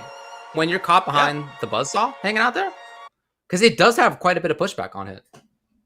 Yeah, and honestly, if you're just taking the trade and you're both kind of in an even situation, Lao spent meter to set that up. So you're just yeah, okay, spend your meter. We'll take damage. We'll both be even again. Cool. But we'll see if there's a switch. That we could, like I said, potentially see the switch to the orbiting hat. It looks like maybe not. The Possessed Hat also, I mean, I was going to say the Possessed Hat doesn't really come out that often, but you don't really have a lot of freedom when choosing your variation, your one-slot variation moves with Lao. You know, you're going to take either the, okay, so yeah, it's the same thing. You're going to take, Buzzsaw or Orbiting Hat, it's going to be 2 slots, and your last one's going to be, Possessed Hat or something else, I don't know. And you can't even take Z-Hat because it overlaps with Buzzsaw. Fight. Yeah, I like Possessed Hat. It leaves you... Yeah, this kind of situation here where you're not sure if you've got a combo, you can just kind of bring it out safely. In most matchups. Ooh, catch the roll with the Buzzsaw. One-stop shop for punishing your opponent. Oh, I like that. Could have taken a little bit lower just to, I don't know, look cool. I seriously don't have any idea what that Sonya normal is, but it's clearly coming out on accident. A pretty good amount. Speaking of accidents. Big damage and the side switch. Not. Directly back in there is all. Just needs to chip. Doing the trick. What a jump! The general. No, demoted right there by Sagat. Round 2. I did not know that went that far. I wonder if you can use that to get away from Buzzsaw. From point blank. That would be pretty funny. But it looks like it recovers pretty slow. Oh, no. Ooh, that is a lot of damage, and now no defensive bar, no way to wake up. Oh yeah, just mixing it up. There's really, oh well, never mind. There's just death there. There's no escape from Kung Lao in that situation. Yeah, that is, I mean, we've seen some early breakaways that do manage to avoid that armor breaker, but it is still one of the fastest armor breakers in the game. And I think if you do go directly for the dive kick, it's pretty easy to land it. So it's a big risk anytime that you break away from Kung Lao. Yeah, that round felt like it just went by in 5 seconds at the end. Yeah. The throw KP at the end, the almost half damage combo versus Sonya with her 950 health. Yeah, that was a bad position to be in. I don't know if we're gonna see Sonya again. Let's see. What do we got? We have obviously the Jackie available. Kung Lao. Yeah, I wonder. Sonya. Wow, it just immediately back. I wonder why there's no attempt at all of the Jackie. I mean, is Buzzsaw maybe just a good answer for Jackie? I have seen a lot of situations where like they can then throw out the Buzzsaw and then pull it up into the air once they see Jackie start the leap, and then they get a full conversion. But still, I don't know. I mean, it's not like this is particularly working out very well either. Yeah, I mean, I assume that there's some history between these two players. We got two players from Eastern Australia. I assume that they have played each other quite a bit. All probably doing what he thinks is best. Yeah, you know, another thing we're not seeing is the orbital drop, which is we've seen one time on accident, maybe. Yeah, and it got punished, didn't it? Yeah, that has not really factored in. Yeah, so maybe this is not the best variation fully, but I don't even know what her options fully are to replace that. Oh, and that's going to be a good launcher. Here we go. Sees one more good mix up in the corner, and oh, good interrupt. Great interrupt. And great armor break. Nice. Sagat at match point. Fight. Trying to find his date with Waz in that grand finals on the rematch. Yeah, that was a scary spot to get out of, too. That corner spot where literally either of the 50-50 options was death. But guessed correctly, because it was a little bit slightly safer. And there's the KB. Starting to make things right.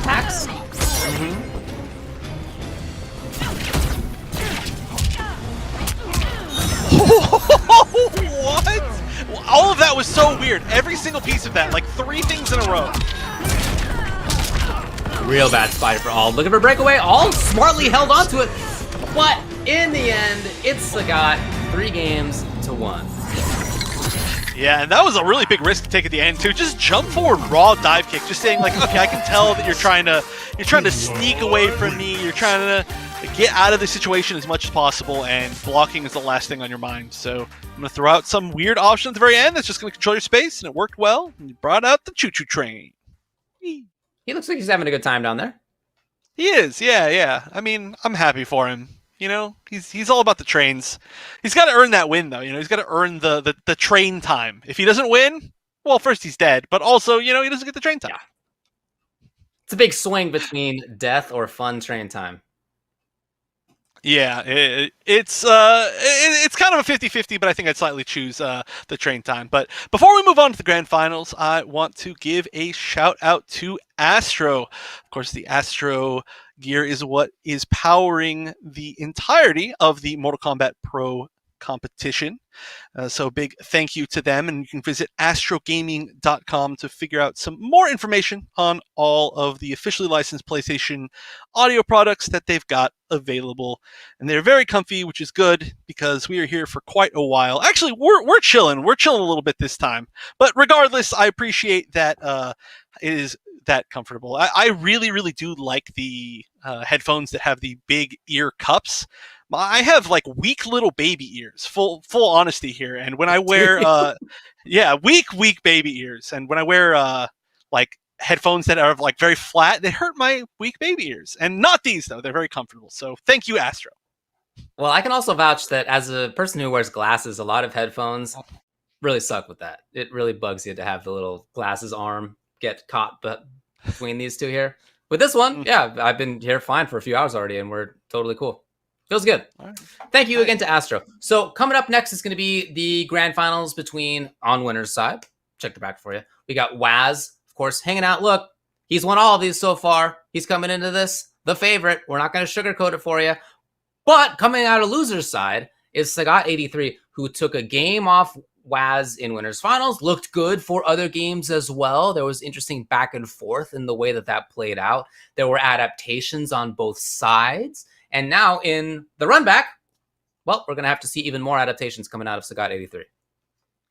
Yeah, and I think adaptation is really the key to this set. The fact that there even was adaptation. A lot of times when somebody is really dominant, then they'll win a match and you'll be like, yeah, they really just had the advantage that entire match. But the fact that there was, or there were points in the winner's final set where it clearly felt like Sagat had the advantage, it's a big deal because it means it can happen again. And generally, being the first to adapt means the most because it means that it's kind of like a counterpick war but with adaptation. So it was like first an adaptation from Sagat. Well, no, sorry. The first person to win has the advantage. So first it was a win from Waz, and then the adaptation came from Sagat. And now it's not going to matter because we're going to see a totally different character pre-reset if this so happens to be the choice, and it is. I'm very excited. We are going to see the Devora. What do we got on variations though? She could be played so differently. What is coming out here? Let's is see. It going to be Widow's classic Kiss? teleport? And well, okay, sometimes it's just the normal stuff. Hey, it's a good variation for a reason. It is. Yeah, it's for those of you who don't know, it's the combo starting teleporter and then the ground bug that shoots out the little air bugs, not the one that leaps at you, because those can be amplified for a whole lot more advantage. You can get stuff off of grab, you can get stuff off of just everything. Round 1. We got grand finals for week number 5 of Oceania between winner's side Waz and loser's side Sagat83. They were kind enough to not skip the intros, and yet I still talked over it because I assumed they were going to skip the intros, which is a bummer, but not next time. And we'll see how many options Devora has to get past the buzzsaw. I would have to assume she actually has a lot. Yeah, I kind of think so too. Those, what are they called? Hook normals? No, whatever's coming out of her back. I don't know. All the posters? There you go. Yeah, I assume that that's going to be a big part of this as well. We'll see how that comes into play. Yeah, I mean... The hooks. I don't know. Sure. No, the only reason why I know is because I had to say the name a million times when people were asking what a move was. And it was like, all the poster charge. And I'm still saying it wrong. I know I'm saying it wrong, but it's something along those lines. Whoa, went for the full string. It's a very rare thing to see. No! That was definitely an error. Uh-oh. The mix can come here. It can be mix and a mix.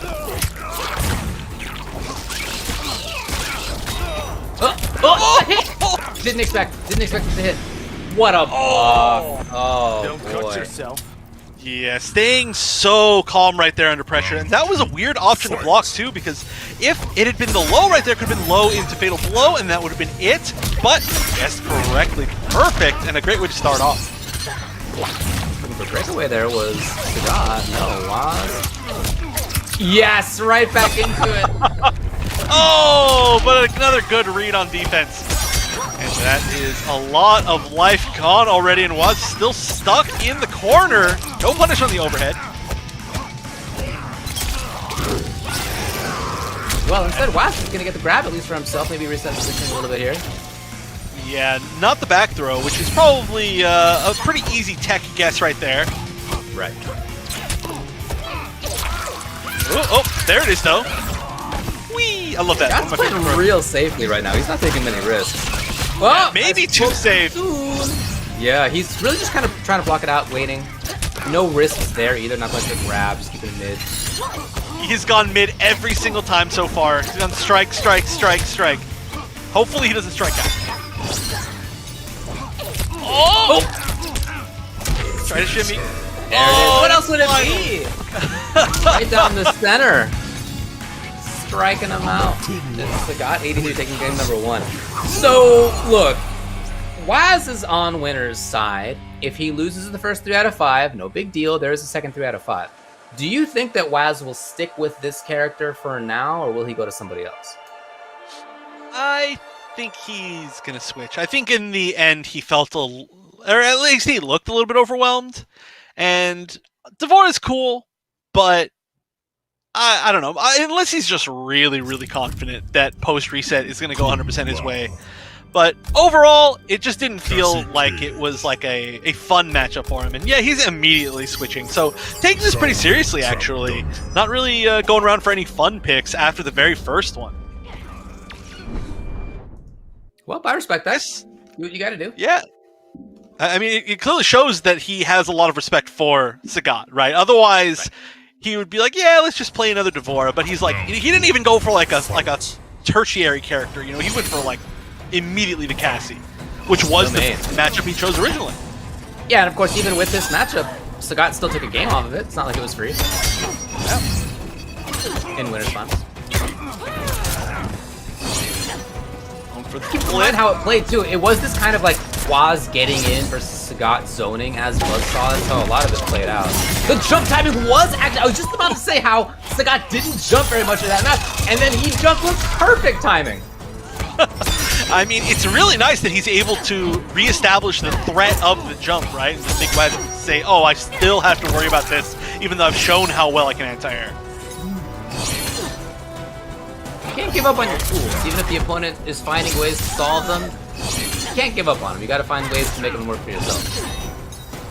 And honestly, if your tool has failed like 5 times in a row, sometimes that is the best reason to use it. Is because they're like, oh, it's failed 5 times in a row. Why would they do it again? And then you do, and you win.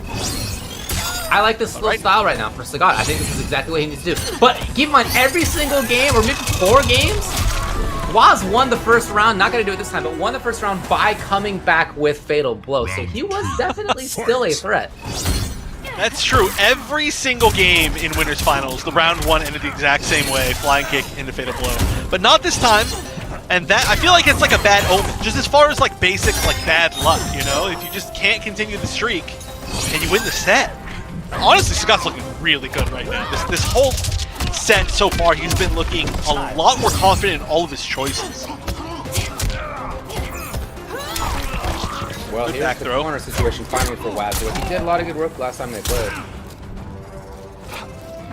He backs off to it, looking for a jump range, but he then jumped. Very interesting. Sagat had the anti-air ready for that.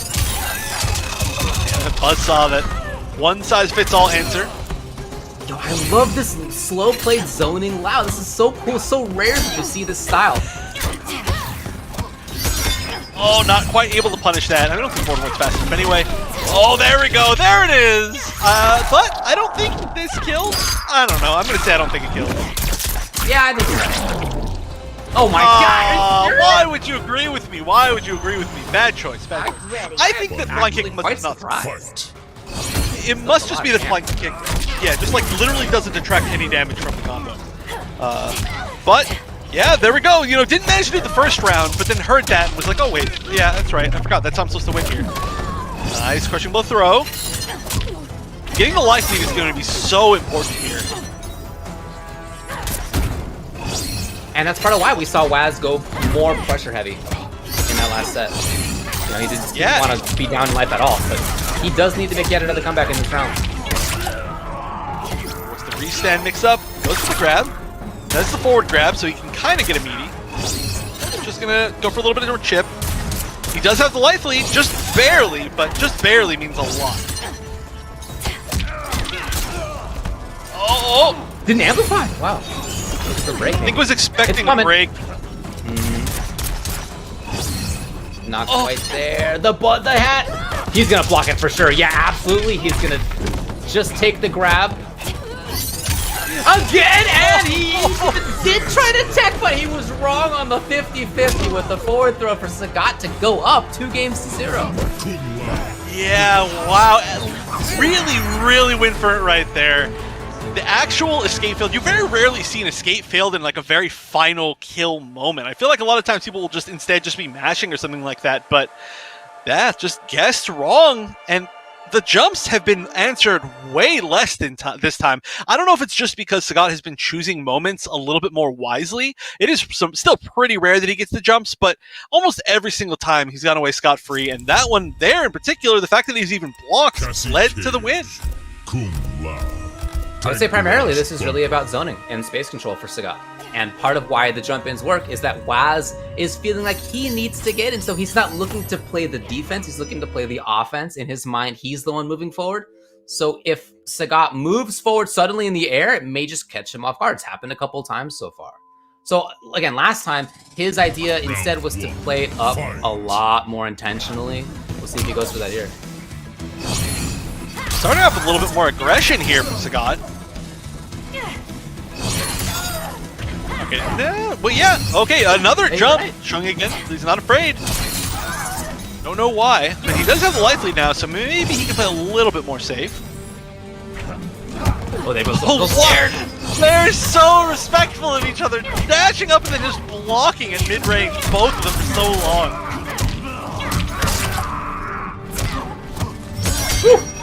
Little stab of down 3.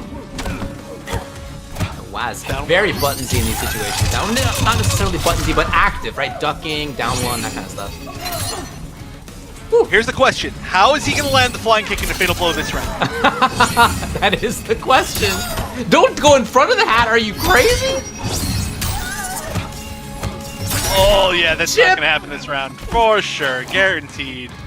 All that defensive bar is totally, literally gone. Round And here it 2. comes back. Fight. Now he's going to have to do the Fatal Blow this round. Of course, I made the joke, so it wasn't going to happen.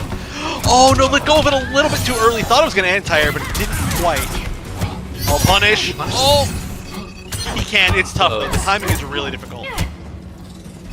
4-2, maybe? 4-2 on 4, or like KB, which we actually haven't seen at all this tournament. No. It's weird. Oh, that's rough. And yet, even still, we got Sagat with the life lead. Yeah, just by a little bit, but yes, he does. Waz, how will he land it? That's the question. Grab! What a wild man! Keep up. All right, he's gonna do it raw. I'm I so feel it. scared for Sagat. I know, me too. He's doing it raw for sure. Oh no, it's not gonna matter. Wow, the reset 3-0 in the matchup for winners finals, at least for 2 of them. And this is looking like an entirely different set. I wouldn't be surprised if we actually saw a switch from Waz after this.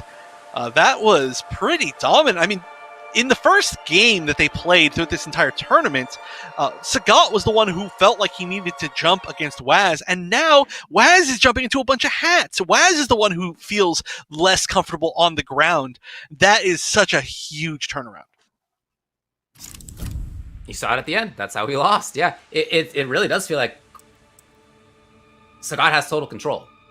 You know, it's not that Waz is dealing no damage. It's that the damage that he's getting is oftentimes incidental. It's a kneecapping. You know, it's not something that leads to significant damage. Okay, if this is the pick, it makes a lot of sense to me, because what I was just gonna say was winning for Sagat was his space control. It was the use of that hat as Buzzsaw. Not necessarily for pressure, although sometimes, but really as like stage control, convincing Waz to try to move in some different ways. So, okay, I need to interrupt you. With the I need to interrupt you here. Jade is there, but we got to switch from Sagat because it is a reset. Spiritual Guidance is on the screen in the grand finals. Spiritual Guidance, the stands with the great Kung Lao behind you. This is a switch. Huh. You're right, This is because not- the new set, he can change. That's fine. So he, I guess, saw that Jade's out here and made the switch. I guess so. I mean, clearly this is a character that he's not comfortable using the hat against, but oh, here come the sick conversions. This is such a cool move, but we almost never see it. This is pretty much the only region I've ever seen it in for the past, like, I want to say like 6 months at least. Oh, but there's the knowledge from Waz, knowing exactly when to interrupt. So for anybody who doesn't know what that move does, you go into a stance and you have a bunch of like spirity moves. You can do like a little safe blast. You can do a low hit that's a projectile on the ground, kind of far away. You can do a launcher, or yeah, that's the mid. There's just a whole bunch of weird different options, and I don't know if they're actually considered projectiles. I guess I haven't tested it either, but I think they probably are. I don't know. Maybe. Yeah, my guess would be yes, but my assumption would be I have no idea. But here we go, starting the pressure. And, you know, so far the Jade seems to be working out quite well. Yeah, I really like his movement with it, of course. I mean, we've seen this Jade before, and it's been successful. It's not just about not having to worry about projectiles. It's also the footsies he has with the character, and the ability to stay away if he needs to. His anti-airs are there. Ooh, And the great tech, of protect. course. Defense is coming in here for Waz. Oh, and this is going to be a pretty hard to avoid chip situation coming up. Make one really big read. All right, I like that attempt. So if that had been a messed up whip punish at the end of that string, that would have been the crushing blow, which is pretty much his biggest starter, and it would have been in the corner, so he would have gotten a ton of damage. I respect it. It's an okay option when you're down so much life that you need to pull off something risky to make a comeback. But it looked the matchup in general looked a little bit lost against the Jade. I think that's true, yeah, and we didn't really see, I think, what he wanted to be doing with that character. You know, finding those combos. It felt like Jade was too often purple to really be bringing out. I mean, my assumption after having watched this is that the far projectiles, at least, are true projectiles, just based on the fact that he didn't do them when she had purple stuff going on. So yeah, which one's he going to bring in now? I mean, why choose that variation to begin with? It looked like he chose the same one. Yeah, it's the same one. Okay. Why go this variation against Jade is the question. I mean, it does get some of the nicest conversions of any variation that you can choose from Lao, but is that enough to really like save you? I mean, especially like you could at least choose like the orbiting hat, right? Like that can't be bad against Jade. Yeah, I mean, if you have that on and she's got purple stuff, then you can't really use it in the same way. But you're usually using it in pressure. I don't know. I mean, it's his. That is to say, you're starting it in pressure when she doesn't already have purple stuff. Right. There's the glow. Oh, okay. Maybe that one's not a projectile. He did try that, but he was in it. He was kind of in the stance already. We'll figure this out eventually. All right. Okay, again, we get to see it. One nice thing is that you do, if you have no bar, forward 1-3, you get the most damage off of it mid-screen with the stance. Oh, good block. Cool. That was very far away. Max range. Keep it up. No, not quite there. And then Waz without the punish as well. Trying to get back into it is Sagat. Takes the plus flame to just backs up. Yeah. Oh, Oh, fatal blow. That is far.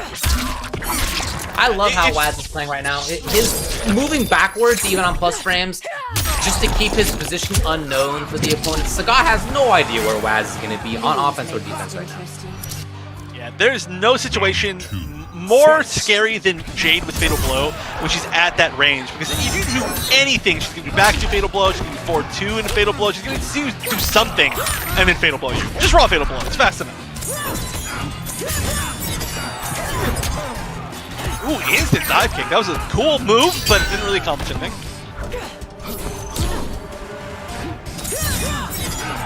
Again, we're not really seeing... Very safe. Yeah, we're not really seeing this variation do a whole lot yet. Still waiting to see what its main use is going to be. We're seeing the cancels, but those are interruptibles.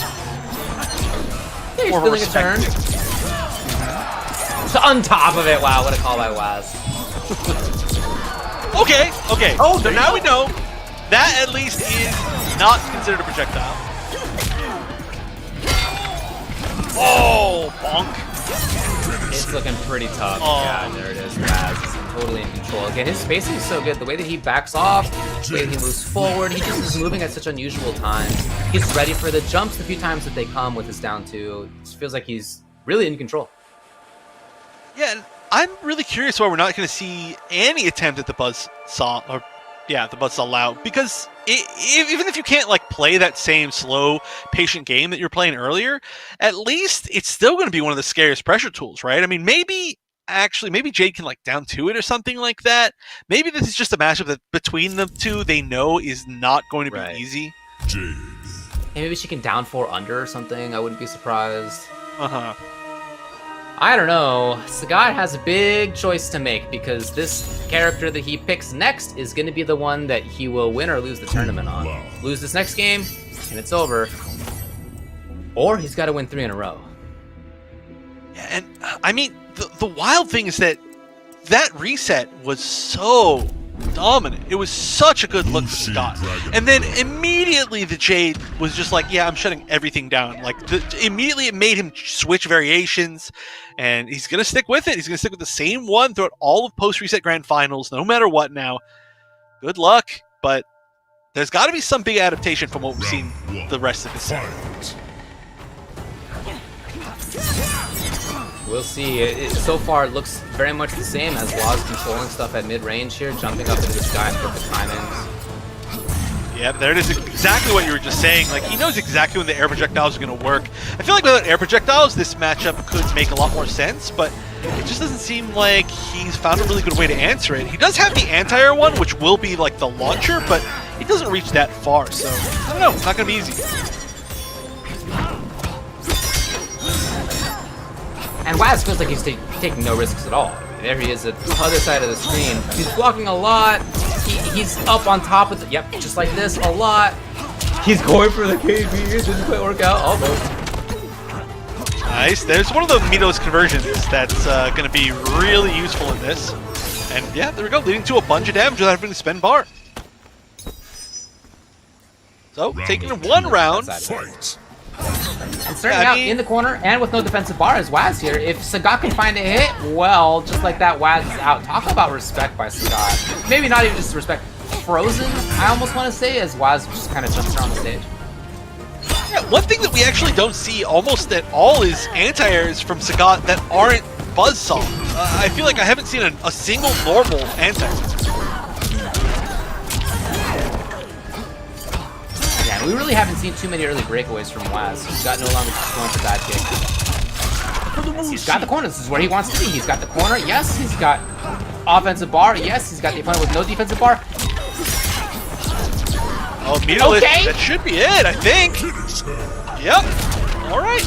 Definitely standing a chance here. Showing off, at least you're going to get a lot more damage with this variation, which is always going to be nice. And you can use your offensive bar for some other things, you know? Like, he's been using it a lot for using Possessed Hat and Pressure, Amplified Possessed Hat, which is a lot less common when you see the Buzzsaw, because you always want to use it for that. So maybe this is the pick. Maybe this is going to work out. That was looking pretty good. Even still, I think there are some points of concern. I'm worried about the lack of anti-airs, as you were just talking about, for example. But I do like a lot of what we're seeing. I would expect Jade, because it's clearly been useful. The Cassie didn't cut it. Okay, yeah. Well, I mean, on second thought, Sagat has now locked himself into this particular variation of Kung Lao. So without Buzzsaw winning the neutral war, the zoning war, maybe Cassie could just run away with it. I don't know how the zoning interactions between these two variations work out, or this variation and the Cassie variation with low gunshot. You can do a lot of damage from full screen if you do manage to catch them, which we saw earlier. Yeah. Wow, that was sick. Shout out to the Possessed Hat going up to well, not there. You just got to catch it on like the right part of the arc. Yeah, it's definitely going to be like a very specific angle that you have to hit. If you're slightly off, it's going to dip under her. It's going to look like it dodged her. I'm looking for her. There it is. Hey. Well, Amplify is always going to work, right? It's because it hits kind of on both sides. I really want to see an attempt to do the upwards, like the launcher, to see if it'll reach her. It does go decently far.